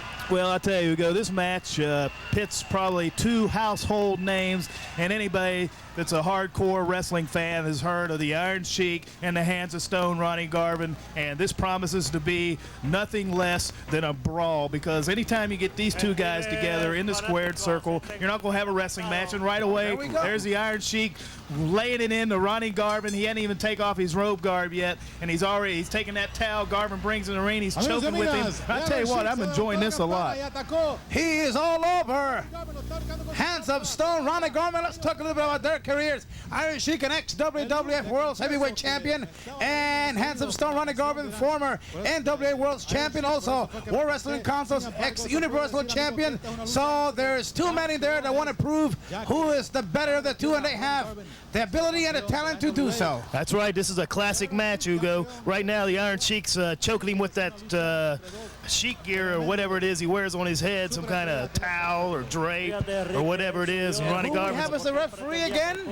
Ugo, I wasn't even going to mention anything about the referee. Big Kingo is there. That's right. I think they purposely, Capital Sports Promotion intentionally puts him in these kind of matches. No, wait a minute. Do anything. I don't think he's not going to do anything. I could talk because I know for a fact that Big Kingo, he's assigned by the World Wrestling Council, by the local commission here in Capital Sports, has nothing to do with the assignments on who is going to referee this match or the other. Well, you know, Ugo, I think a requisite for being a referee is you ought to be able to count to three, and Vikingo can't even do that. Well, Ugo, you go ahead and you say that, and you make the people out there believe whatever you want to make them believe. But I'm telling you people out there, and I'm once again referring to those fat slobs that are sitting there with their brewski hanging out of their hand, that Vikingo is assigned matches like this because they know that he can't control them. And look at the Iron Sheik, he's going crazy, but there's a big chop from Ronnie Garvin, and you know that those are very heavy chops, Ugo. Not only is he famous for there's his that Hands right of Stone. hand. Wow. Took the Iron Sheik right off his feet. Everybody knows how famous that big right hand is of Ronnie Garvin. Oh, he's biting the Iron Sheik right now. I tell you, just absolute mayhem. There's a hand nail rake across the back, and Ronnie Garvin pulling down the tights. And what a move here! It's a full moon, hot night in Bayamon, Ugo. Oh, you hit it right in the nail because the Iron Sheik never expected that. It looks like he's begging Allah there for a little mercy, maybe. He's going to need more than that. Oh, there's two fingers. Now, Ugo, how can the referee allow stuff like that? There's Vikingo. He saw the fingers go in the eye of the Iron Sheik, and he's doing. I'm just going to stop talking about it. Well, it's a battle right from the beginning. It's going to get rougher because don't count the Sheik out. Well, like you said, Ugo, two former world champions, one the WWF and the other in the NWA, plus Ronnie Garvin did hold the prestigious World Wrestling Council Universal Heavyweight title. There's a cover. And there's a 1-2, and I don't think Vikingo can count to three. Do you, Brad? I don't either. You know, Bart, I have a tendency to agree with our friend Bobby Jaggers when he refers to El Vikingo as El Domo, El Referee. Wait a minute. Did I just hear you say our friend? That's right. Bobby Jaggers is a very good friend of ours, Ugo, and I'll thank you not to say anything derogatory about him because I just don't want you to. And not only that, let me just get this straight. Wait a minute. Maybe I'm not hearing right. You said my friend Bobby Jaggers. That's exactly right. Bobby Jaggers and I go back all the way to 1974. Eddie, I am in deep trouble right here. Eddie Grice. And Iron Sheik with a rear chin lock right now on Ronnie Garvin. He's controlling the tempo of the match. Garvin's trying to bridge up. Now he's up into a top wrist lock. And El Vikingo's sitting there wondering, hey, I don't even think I know what this hold is. That's exactly right, Bart, because he doesn't know a wrist lock from a wristwatch. Like I said earlier, he's a worthless referee. He's El Vikingo, El Domo, El Referee. And there is a show of power by the Iron Sheik right there as he powered Ronnie Garvin back into the headlock from that top wrist lock. I'm starting to have flashbacks right here. Well, you go ahead and have your flashbacks, Ugo. We're going to sit here and bring this great match to the peoples. That's out right, there. Ugo. You Whoa. don't have to say anything if you don't want to, because Brad and I have got total control of the situation. We're the men with the rap, the men with the looks, the men that get all the women. We know exactly what we're doing, where we've been, where we're going, and what's going to happen. So you sit there and think about Bobby Jaggers, and we'll describe the Iron Sheik putting those big, heavy boots to the upside-down Ronnie Garvin in the turnbuckle. And remember another Pretty thing. close to disqualification here. You think Vaquino's smart enough to disqualify anybody? Look at that. He threw the man off the rope there. If I can't, he got a clue. Well, classic battle right here, Brad. Classic. There's a big jump. He came out of nowhere. Everybody Did you quit. see the sweat just flying off the chest? I tell you, they heard it up on 200th row of Juan Lobriel Stadium there in Bayamon. Oh, there's a big double knockout right there. He's going to get up first. I think it's going to be the Iron Sheik. Full I'm gonna sit here and strength see if of body Vaquino can tackles count to there. 3. But here comes the Sheik, Oh, there's a count. ex-Olympic wrestler, That's exactly right. gold That's, medalist winner. you know, Ugo, you surprise me with some of your intelligent remarks sometimes, because that's exactly what I was going to say. Well, I'm So, surprised I'm still hanging in here after a couple of the statements that I haven't heard There's here. a salto side suplex from the Iron Sheik, and I guarantee you, Ugo, anytime you see the Iron Sheik wrestle, you're going to get a suplex clinic, and whoever's in the He's an ring- expert. He's at an that. expert. Hey, you ask any well-known individual in I the think he's sport. crazy too, but he does have that ability to surprise his opponents. Well, that's a camel clutch yeah, here. it's near camel clutch there. If he gets his arms up on his knees, he's in trouble. He's made a lot made of it to money the with that ropes. hold. Now look at Ronnie Garvin. Hey, now you got a classic brawler right here. What does he do? He takes it outside the ring, and what is he going to do? He's going to take that leg. No, that's Oh, not this what is he's gonna illegal. do. Wait a This minute. is illegal, Ugo. Make a wish here. Tell you, look at Vaquino. Once again, he's not doing anything to stop this. He should disqualify. Even I tell you, you, That just hurts just to see it. even the fat beer-bellied men out there can relate to getting hurt like that. Well, I How guess come when you all said those fat man- 60-second wonders out How there. come when you said fat man, you looked at my editor here? Is this something personal? Well, Or? no, but if the shoe fits, wear it. All right, there's a sleeper hold applied by Ronnie Garvin, and he's a great administrator of that hold. The Iron Sheik is in a lot of trouble right here, but I've got a feeling that he's going to find a way to get out of this sleeper hold, Brad. Ugo, once again, and Bart, a hot night, Good anniversary sleeper. 88. What a hot match this is, and decision's still not decided yet. It could go either way. Well, there's a cover by the Ronnie Garvin. The Iron Sheik managed to kick out. And what a move by Garvin. He had the sleeper, yet he went for the cover, and it didn't turn out the way he wanted, but he did take a gamble, and it almost paid off. Well, a blatant chokehold right there. Now here's an Irish whip into the turnbuckle, and he comes in. Oh, big knee caught him right up under the chin. And I don't think Ronnie Garvin was expecting that particular No, knee. caught him off guard. Here it comes. Oh, good sunset flip. 2. Look at that. He kicked out, and Vikingo's still slapping the mat, Ugo. Brad, he's What? a lost cause. Well, maybe he's a little bit slow. I you think know. Ugo's responsible for him getting his referee's license. Oh, there's a drop kick by Ronnie What a Garvin. drop kick by Garvin. Hey, that's something you don't see very often either, Ugo, is Ronnie Garvin throw a flying drop kick Yes, like and that. it's muddy out there, and don't have that there's much one of those balance chops. out Oh, there. there's another one of those chops. Ooh. And it just looks like Saturday night at the chopping matches here. Both guys brawling outside the ring. And Referee's counting. This is Referee's exactly counting. the kind of match that I would expect from these two ex-world champions. Well, if they don't get back in the ring, they're both going to be counted. Oh, Ronnie Garvin hit that turnbuckle post. with Here that it comes. shoulder. Clothesline. Oh, there's a clothesline. I tell he you, that moved. does the arm absolutely He'll no be good at feeling all. that for days. That did the brachioradialis Okay, muscle no good Garvin whatsoever. gets Ugo. in as the referee is counting, and it's a count out for the Iron Sheik, and in a tremendous battle here, a lot of chops, punching, and kicking. Tell you, classic brawl, Ugo. And and, Garvin wins it. If I were the Iron Sheik, I would question the decision right here because I don't think Vaquino minute, can wait a count to minute. 20. The Sheik is not accepting this defeat here. Oh, I don't blame him. I don't think Vaquino can count to 20. He probably went 1, 2, It's having an 20. argument here. He's not happy. He was surprised. Here he comes. He attacks that's Garvin. Take care That's it. of him, Iron Whoa. Sheik. Just get Vaquino out of the way so Vicious. Iron Sheik can just push him out of the way, Iron Sheik. Oh, good there's block. the right hand. Oh. I tell you, Ronnie Garvin's not taking any of that crap from Whoa. Iron Sheik. There's Oh, a he big leveled him right with that hand right there. Okay, take that to our end, Sheik. Hey, Iron Sheik's not All right, stupid. he's He knows going when crazy. to get. Gentlemen, we're going to take you now to another great match of the hot night in Bayamon, anniversary 88.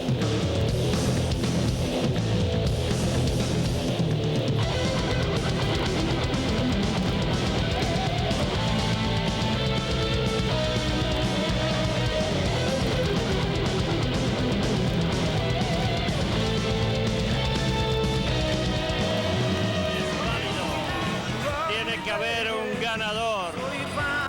Cabellera versus Cabellera y sin límite. Okay, here we are back in a hot night in Bayamon. Another tag team match featuring our friend Bobby Jaggers and Dandy Dan Kroffat against the Barrio Boys, Hurricane Castillo and Miguelito Perez in a hair versus hair match. And Brad, I tell you what, I don't think I'd wrestle in one of these kind of matches. You know, that's exactly right, Bart. I mean, why would we want to sign a contract for a hair versus hair? Because there's no way they're going to share these great locks we have, brother. That's part of our image. Well, right there, you're looking at one of the greatest classic physiques in the sport of professional wrestling. Danny the type of physique, I'm talking about Bobby Jaggers. The type of physique, get out of here. The type of physique Get out of here. that men would kill for. There's definitely been a payoff here somewhere, because Bobby Jaggers, boy, he's been very successful, yes, but not because of his body. He's a bully with that body, but he's nothing compared to muscle built like Danny Dan Kroffat. Well, Ugo, let me try and put some kind of intelligent thought into. Now look at that. The Barrio Boys right off the bat are jumping Kroffat and Jaggers, and they haven't even had a chance to get their Puerto Rican or their Caribbean tag team champion. They want to get a win fast. It's a hair versus hair, no time limit, everything goes, and that's the only way you could beat the Kansas City Jayhawks when you attack and right from the beginning. Well, Ugo, it's just typical Puerto Rican style, is to attack a man from behind or two men from behind when they're not looking. Well, look at that. They're throwing, the Barrio Boys are throwing into the scaffolding that was holding up, I don't know what they're holding up, the lights or something, but that's really right, the make any lights. Difference. And, you know, what's with the brawling outside the ring? It seems like everything goes. No disqualification. It's a war. Oh, look at that, chair over the head of Bobby Jaggers. And, of course, I know Bobby's got a pretty hard head, and that might not affect him too much, but come on, Ugo, this is totally uncalled for. Well, the hair match, you know, brings a lot more determination on the opponents, because the loser gets their hair shaped right in the middle of the ring. Well, it seems like Castillo Jr. and Miguelito Perez would want to get their head shaped, because it sure couldn't hurt their looks any more than they already are. I tell you, I think it might actually I think we're getting a little bit too personal here. Oh, no, we're not getting personal at all. You know, Miguelito Castillo, do I sense a little bit? Do I sense a little bit of jealousy here involved? No jealousy at all. Maybe some discrimination. If you'll just shut up and let me finish, I'll tell you where the jealousy is. The jealousy is the sensational Batten twins came to Puerto Rico and they took the tag team wrestling scene by storm. And Castillo and Miguelito didn't like it. Thought we were too big for our britches, and we went out there and proved to them that we're the best, and they just can't deal with that. Well, they used to take you to the gym almost every day and ride with you guys to all the towns. I don't know. Well, you know, they were just trying to lead us along there, because they're trying to come off being our friends when secretly they were plotting our demise, I think, the whole time. But I tell you, Bobby Jaggers, I think Capital Sports Promotions had something to do with it too, Ugo. There's Bobby here we go with Capital Sports again. Well, Bobby Jaggers is who is that referee? That's Frenchie in there. Ramos. Well, he couldn't. Well, he certainly couldn't be. He's the owner of French's Gym in Brooklyn, New York. Well, he couldn't be any worse than Vikingo. So I guess as far as referee goes, it's a step up in the right direction. He's licensed by the New York State Athletic Commission, also by the New Jersey State Athletic Commission, and he has a license to referee in Puerto Rico and all the other Caribbean islands. You're right, that is Frenchie. I couldn't hardly recognize him with that shine coming off the top of that bold plate. That's there. Right. The gleam there kind of took my eyes off for a little bit. But here's Bobby Jaggers. Once again, I told you, Ugo, at the beginning of this match, the classic physique. I mean, think how many years, Brad, it took Jaggers to get the physique like that. Tell you what, Bart, a lot of intense training and a lot of hard workouts from his home there in Dunlap, Kansas, to get him in the shape that he's in right now, which is peak condition. I guess you have a comment on that. No, I'd rather just pass it. That's a good idea, Ugo, because there's two of us here. I know you were tough and you were a wrestler at one time, but you got the state-of-the-art tag team wrestling sitting right beside you, so you better keep yourself in line. I don't want any trouble, boys. Well, if you just sit there and be a good boy, we might not take it out on you the next time on the pool table. There's Dan Kroffat coming up with a big knee to the midsection and a couple of hard chops to the chest. And there it goes. Big reversal right there. Oh, a big Mexican belly. Big clothesline right there. What a good follow through by Hurricane Castillo. I'll tell you, I'll give a little credit here. A lot of credit is due here. No, a little Oh, credit. look at Jaggers. Oh, well, The Jaggers. bully in trouble. Look at that, 2 against 1. Naturally, they can beat he's up, but getting 2 whipped. against 1. He is getting whipped. Hell, now see, Bobby Jaggers and Dan Kroffat have got to kind of take a little breather right here and get their Well, they need more than a catch breather. their wind and get their thinking back, and because Miguelito Castillo are hitting them with 2-on-1 tactics, and as far as I'm concerned, that's their typical way of doing things. They're hitting them with everything, and so far we have not seen a good counterattack by the Jayhawks. And Miguelito and Castillo came into the ring not being their favorite, so they have so they're far. certainly not my favorite. You know, Hugo, there's... I was talking about as far as winning the match, not crowd-wise, not fan-wise. Well, there's a side headlock being administered by Castillo Jr. right there on Dandy Dan Kroffat. And there's a tag. That's illegal. I can't believe they actually made a legal move there. Oh, they always there's make always legal. Oh, what a move! There's a drop down leapfrog, big double hip toss, and naturally they stole that move from the sensational Batten Exactly twins, right, but, Bart. They say imitation is the finest form of flattery, Yes, but Brad. let me recall. Oh, you big guys double have been in drop kick, wrestling too. For 6 years. They've been in wrestling for 9 years. Well, that's So only... who is copying who? Let's Hey, get some Ugo, statements here. Ugo, if you'll just put a clamp on it and let me explain to you that the sensational Batten twins are the state-of-the-art in tag team wrestling. I mean, Can you got two verify guys- that? I can verify it, Brad.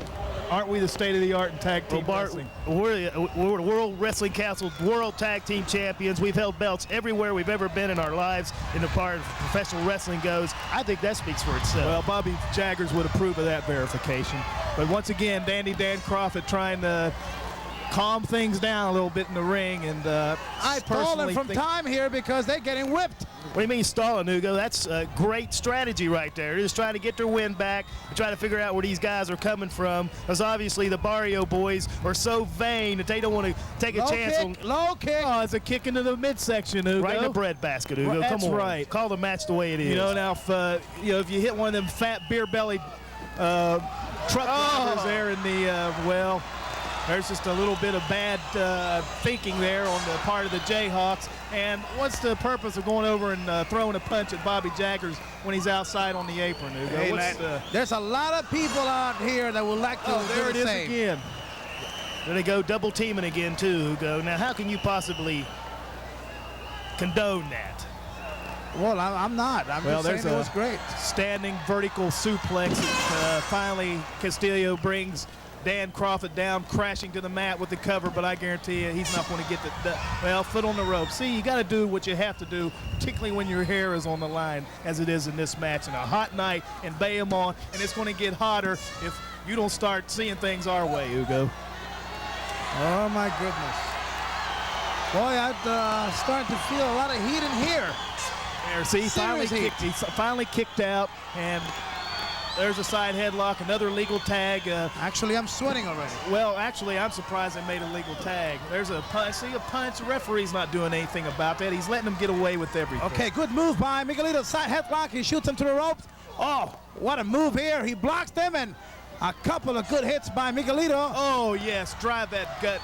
Drive that shoulder in. And look at Jaggers with the shoe baby whip. Hey, you said anything goes at the beginning of the match, Hugo. Okay, They were throwing yes. him into the scaffold. So Indeed. Why not pull shoe baby out and let it get a little damage in? Whoa. Oh, there's that big shoulder tackle. Looked like a Canadian football tackle. Hey, we've taken a few of those, and I guarantee you see Explosive. Stars every time. He just explodes that on you. Looks like he's getting him up for a running power slam. Oh, I just can't believe that a great athlete like Kroffat teamed up with Bobby Jaggers. Well, you got two great athletes forming a great tag team. One and a bully in the corner. What do you mean a bully? Don't you realize Jaggers played football for Washington State University? He's played baseball. He's done everything, Hugo. He's a heck of an athlete. Don't you realize that He has hit? never come forward with any proofs on that. Therefore, Hugo, he told me that after he got finished playing USC, He told in me many things that I'm that still checking O.J. on. Simpson's wife came up to him and said, Bobby Jaggers hit O.J. harder than he ever been hit in his what life. a move. And as far as I'm concerned, Bobby Jaggers has never told a lie. Whoa. Well, There was an impressive move right there by Miguelito Perez to get a reverse on Dan Kroffat. And Castillo Jr., what's he doing in the ring? He has no business being in the ring at all. They threw Castillo out. They threw Miguelito out, and referee did not see that. Well, that's because Castillo was in the ring distracting the referee. I mean, these guys are working against each other. You never see the state of the art do something like that, Ugo. Little bit of confusion here caused by the tactics of the Jayhawks, and Miguelito is hurt. Yeah, he's probably got a hangnail there on his big toe, Ugo. And this could these spell guys can't some take trouble. much pain. Are you kidding me? These boys are tough. You should know Ugo, that. Tough is You've sitting been right around here. beside you in the forms of the sensational Batten twins, and you ought to know that more than anything else because you felt it on the pool. Oh, what a I move. tell you, that Oh, my reverse goodness. slam, I tell you, that's about as devastating a move as you're going to see in professional wrestling. And lucky for Miguelito, Castillo came in.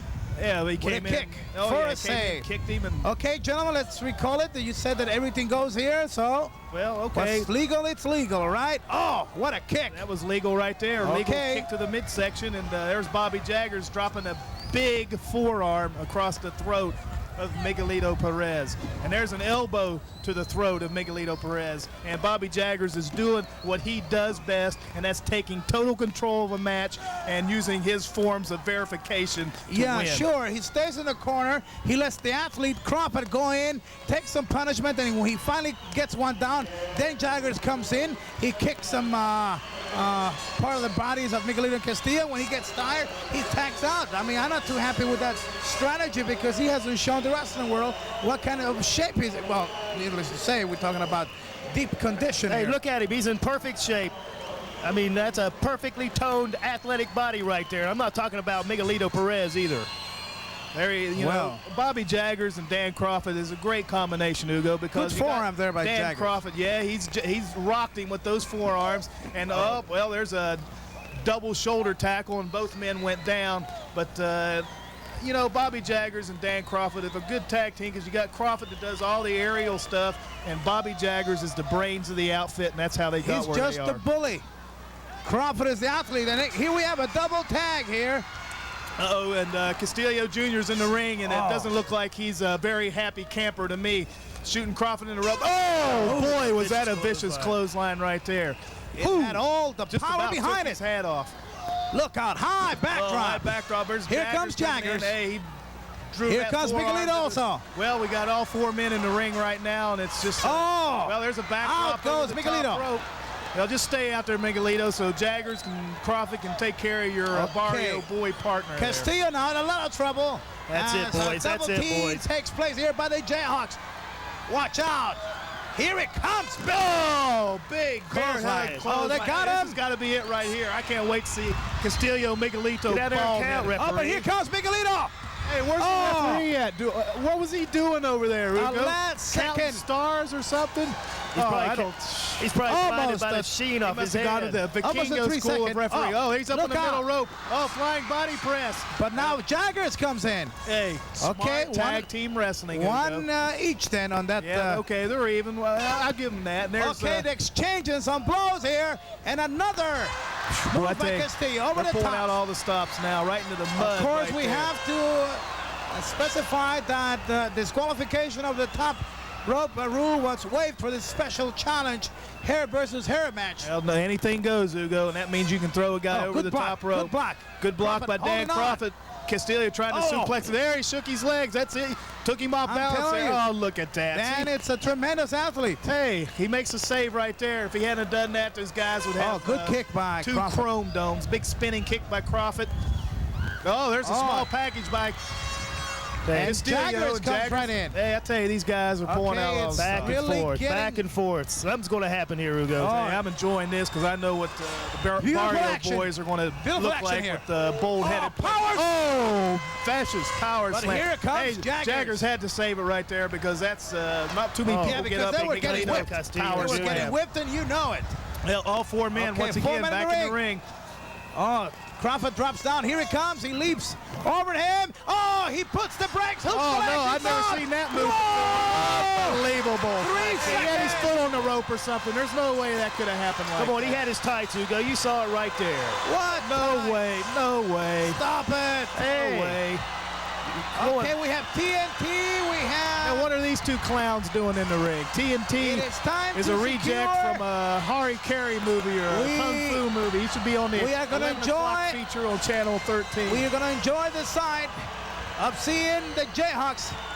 This Get is their a hair. travesty right here, Ugo Savinovich, because they held the man's tights for the 1, 2, 3. The Barrio boys should be the ones getting that chrome dome. You got to remember, Brad, that this match is a hot night in Bayamon, and Bayamon is in Puerto Rico, and they're going to make sure that they won the match regardless of what it took.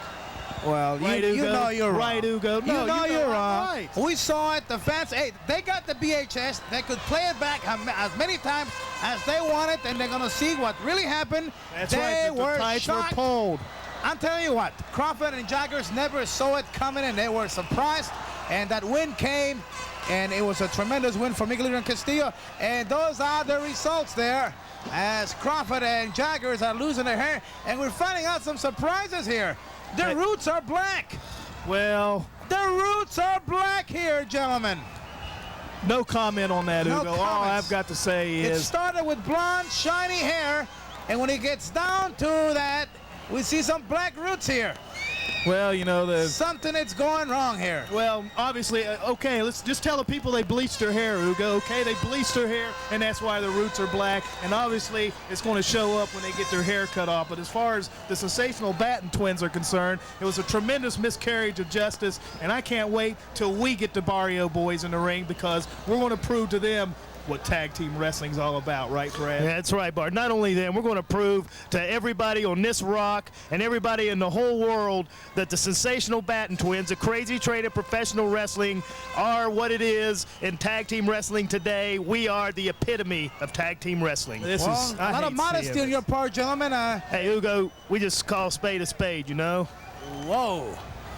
I know Meanwhile our- in the ring, we are watching Jaggers crying like a big crybaby. This is, you know, these people at home. If you got a chance, you fat beer belly guys, go ahead and go up and get you a beer. 'cause Oh, you wait a don't need minute. to see Wait a minute. this. Now you're looking at You don't my need belly. to see this. Now you're looking at my belly. I think now you're getting personal because Well, no, I'm not I don't have time to work I'm talking out. about beer, I Ugo. produce I'm not talking about Cutty programs for Sark, Capital Perrier, and a Sports. twist of lemon.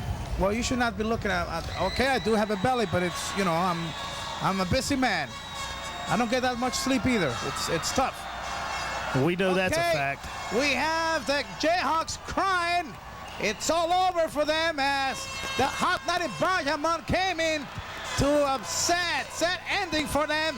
And the final results, Miscarriage of justice. Castillo and Miguelito, the winners. They're not through. They want to get some more. Look at the Barrio boys. They have already won the match. They've cut the guy's hair, so now they want to go out and try to beat ugly him some face more. on that Jaggers. Well, Boy, is he ugly. it's a face only a mother could love, Ugo. What can you say? Boy, he's a little bit more ugly than Rick St. James, that Jaggers. Well, we won't make any comments there. Okay, fans, the action continues, and it's getting hotter because we are going to be taking you into the big main event, the fire match. And it gets hotter.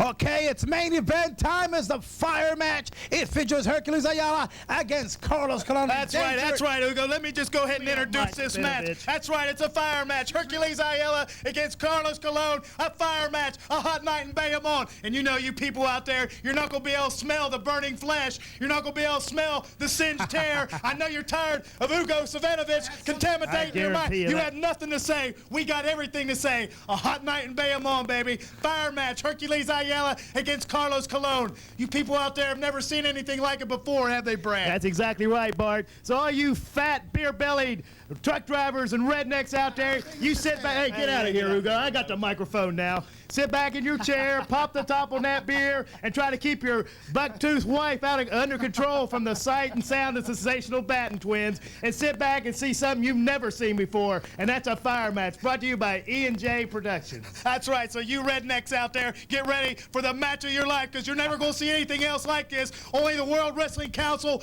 and the Capital Sports Promotion and E&G Productions bring you a fire match like this, and only those people there involved can give you the commentary of the sensational Batten twins. Just ignore this guy back here because he doesn't know what's going on. Just sit back and listen to the sensational Batten twins. Shut up, Ugo. Listen to the sensational Batten twins, because we'll never steer you wrong. We'll never steer you wrong. We're going to make sure that this is a hot night, and if you can't interrupt us like... Here we go, the main event of Anniversary 88, a hot night in Bayamon, and how much hotter can you get than a fire match, Brad? You can't get any harder than that, Bart. And it just goes to show what we were talking about earlier in the tape, that down here in the World Wrestling Council, you have your barbed wire matches and your cage matches, and now for the first time, or maybe not the first time, but the only place in the world that's going to happen is a fire match. And let's describe to the fans right now the origin of this match and the inventor. And will you believe it that it was a guy named El Vikingo? Well, it could only take somebody with his kind of mentality to come up with. Well, with it, like I said, Ugo, only somebody with his kind of mentality could come up with a situation like this, a match like this. Ricky Vargas in the ring, and just look at that fire burning around these guys. I've got to give credit to Carlos Colon, even though I hate to do that, and credit to Hercules Ayala. It takes a lot of guts to get into a ring that's surrounded by fire like that. Oh, very generous on your part. Oh, I mean, look at that. That fire has to burn every time you hit those ropes. What about the temperature inside there? Oh, yeah, it was, well, it was a hot night in Bayamon that night anyway, in September the 10th, but when you add the temperature from that fire that's going around that ring, I mean, I tell you, it's just like being in an inferno. And both men hating each other, and they were ready for this battle. Well, you know, the situation that set this match up, Ugo, just to inform the people a little bit, was very dangerous one. Yeah, it was. It was. There was an award ceremony. World Wrestling Council Awards. Yeah, World Wrestling Council Award ceremony, and Carlos Colon got an award that Hercules Best Wrestler of the Year. And Hercules Ayala felt that he should have got that award, and Carlos brought his wife up, a very emotional scene, and Hercules Ayala came up and actually knocked Carlos down, and he slapped her. And I mean, anytime you slap somebody's wife, then you just ask him for trouble. Here's where you're wrong, because there was never a slap. She was pushed down to the floor, but there was no slap there. Well, you saw what you saw, and I saw what I saw. But regardless, he laid his hands on Carlos's wife, and you just don't do that. Okay, getting back into this fire match, Hercules Ayala. The action's getting hotter and hotter, Ugo. He's got something in his hands right now. I'll tell you. Probably his fist, Ugo. I didn't see anything else. Looks like a can or something. Well, once again, you got the... Don't say a beer can, it's a soda can. Well, hey, I wasn't going to say anything, Ugo. I was just going to say that every now and then these people down here in Puerto Rico get a little carried away and throw anything they can get their hands on into the ring. We have improved 80% on that situation. You know, tempers get a little bit carried away sometimes. Oh, look at James. The hair is burning. Hair. I tell you what, Ugo, this is the people out there have never seen anything like this, and this is the first time I've actually seen the match. And what's to say that his whole head of hair just won't go up in flames, you know? Yes, they do have fire extinguishers on the outside in case the wrestler gives up or surrenders. They bring in the fire extinguishers in. Well, I tell you, I'm just really overwhelmed by this particular situation. Like I told you, I've never seen a match like this, and I know I would never personally step into a ring surrounded by fire because I have too much concern for my bodily health. Okay, Hercules Ayala showing off his strength as he is dominating all over Carlos Colon, and we have pointed out a hot rivalry going on here. It's more than just a match, more than the fire, the desire to destroy each other. Well, you know, Carlos Colon's given up a lot of height and weight and strength here, but just, you know, he's got desire. He's so motivated. He's so fired up that it doesn't make any difference to him what kind of match this would have been. I think if he'd have saw Hercules out on the street. There's a patented Puerto Rican low blow there, Ugo. Yes, it was indeed the trademark of Carlos Colon.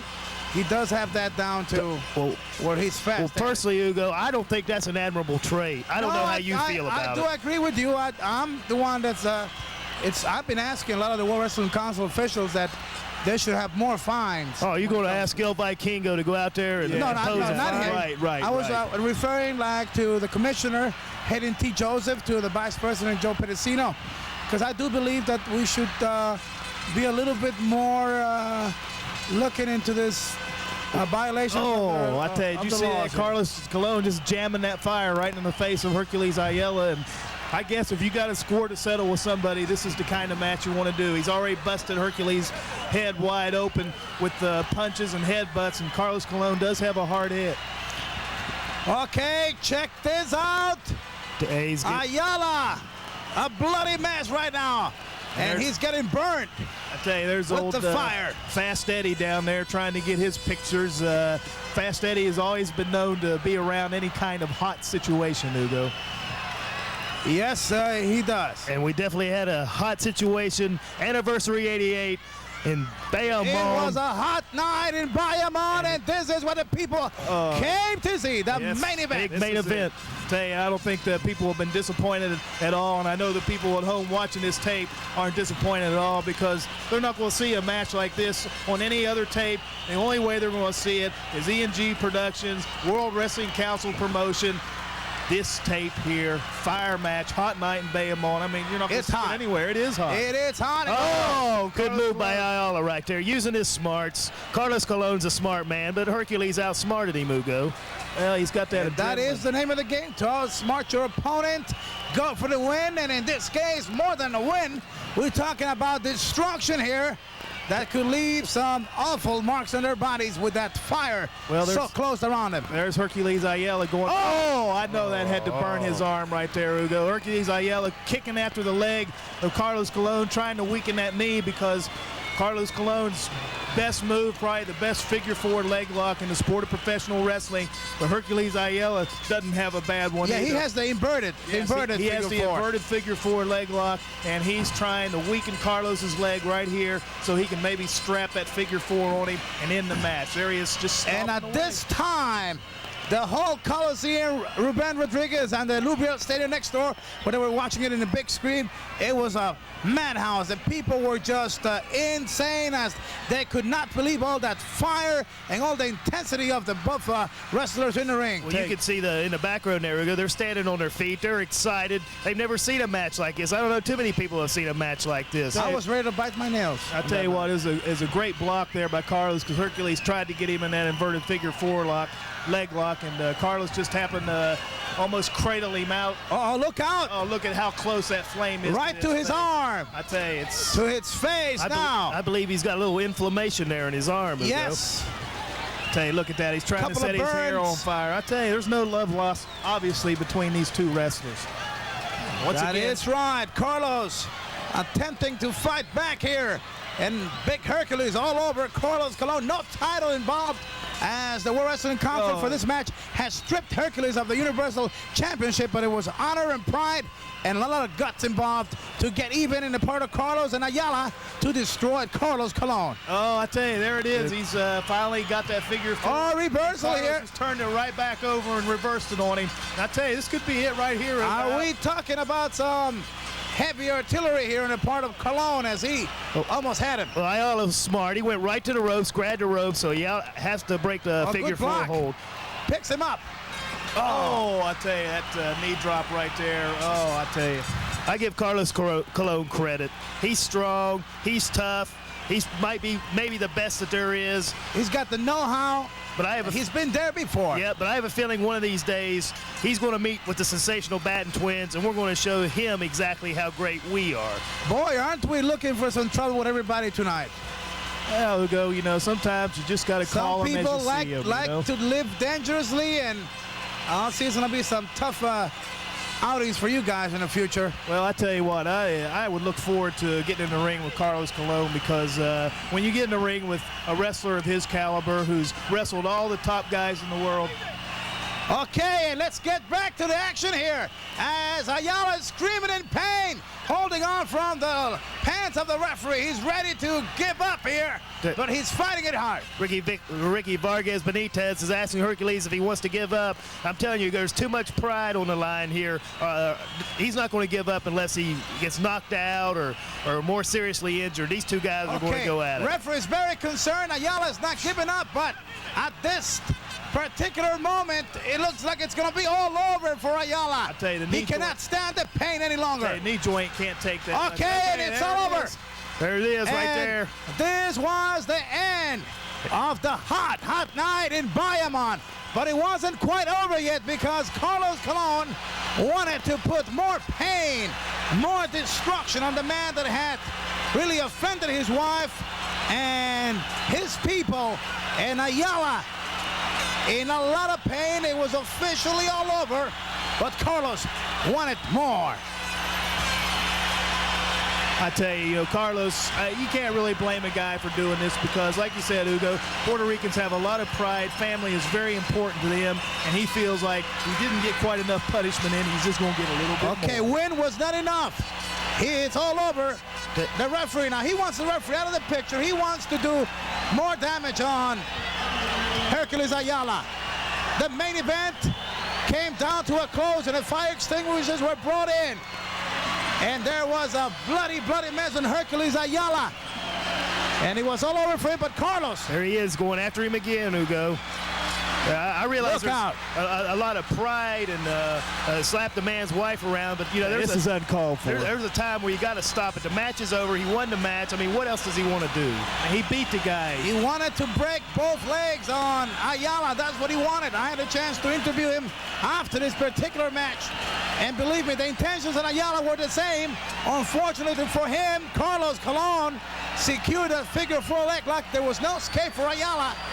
And big anniversary came hard to an ending on Ayala. A bloody mess defeated by Carlos Colon.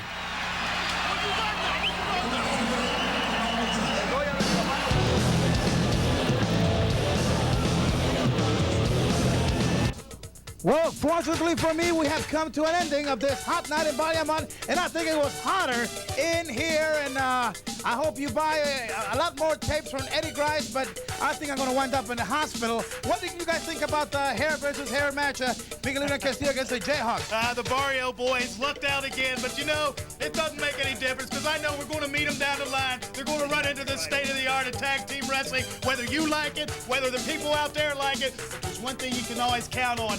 Anytime you see ENG Productions, World Wrestling Council, Capital Sports Promotion, you're seeing the best in professional wrestling. You're seeing the stars right here. In this case, it's the sensational Batten twins, and there's nothing else there is to be said about that except people out there just better get ready because anytime you see us on tape, you know you're getting the best. And Hugo, I think you need to find another pool partner, or Fast Eddie needs to find another pool partner, or maybe you just get out of here. Let me get back to you about the invitation to shoot pool together. As a matter of fact, I am out of here. Thank goodness, get out of here. We don't need you. Fast Eddie, you need another partner. You need another partner. People are getting a chance to see the stars of the show right here, baby. Whenever you see the sensational Batten twins.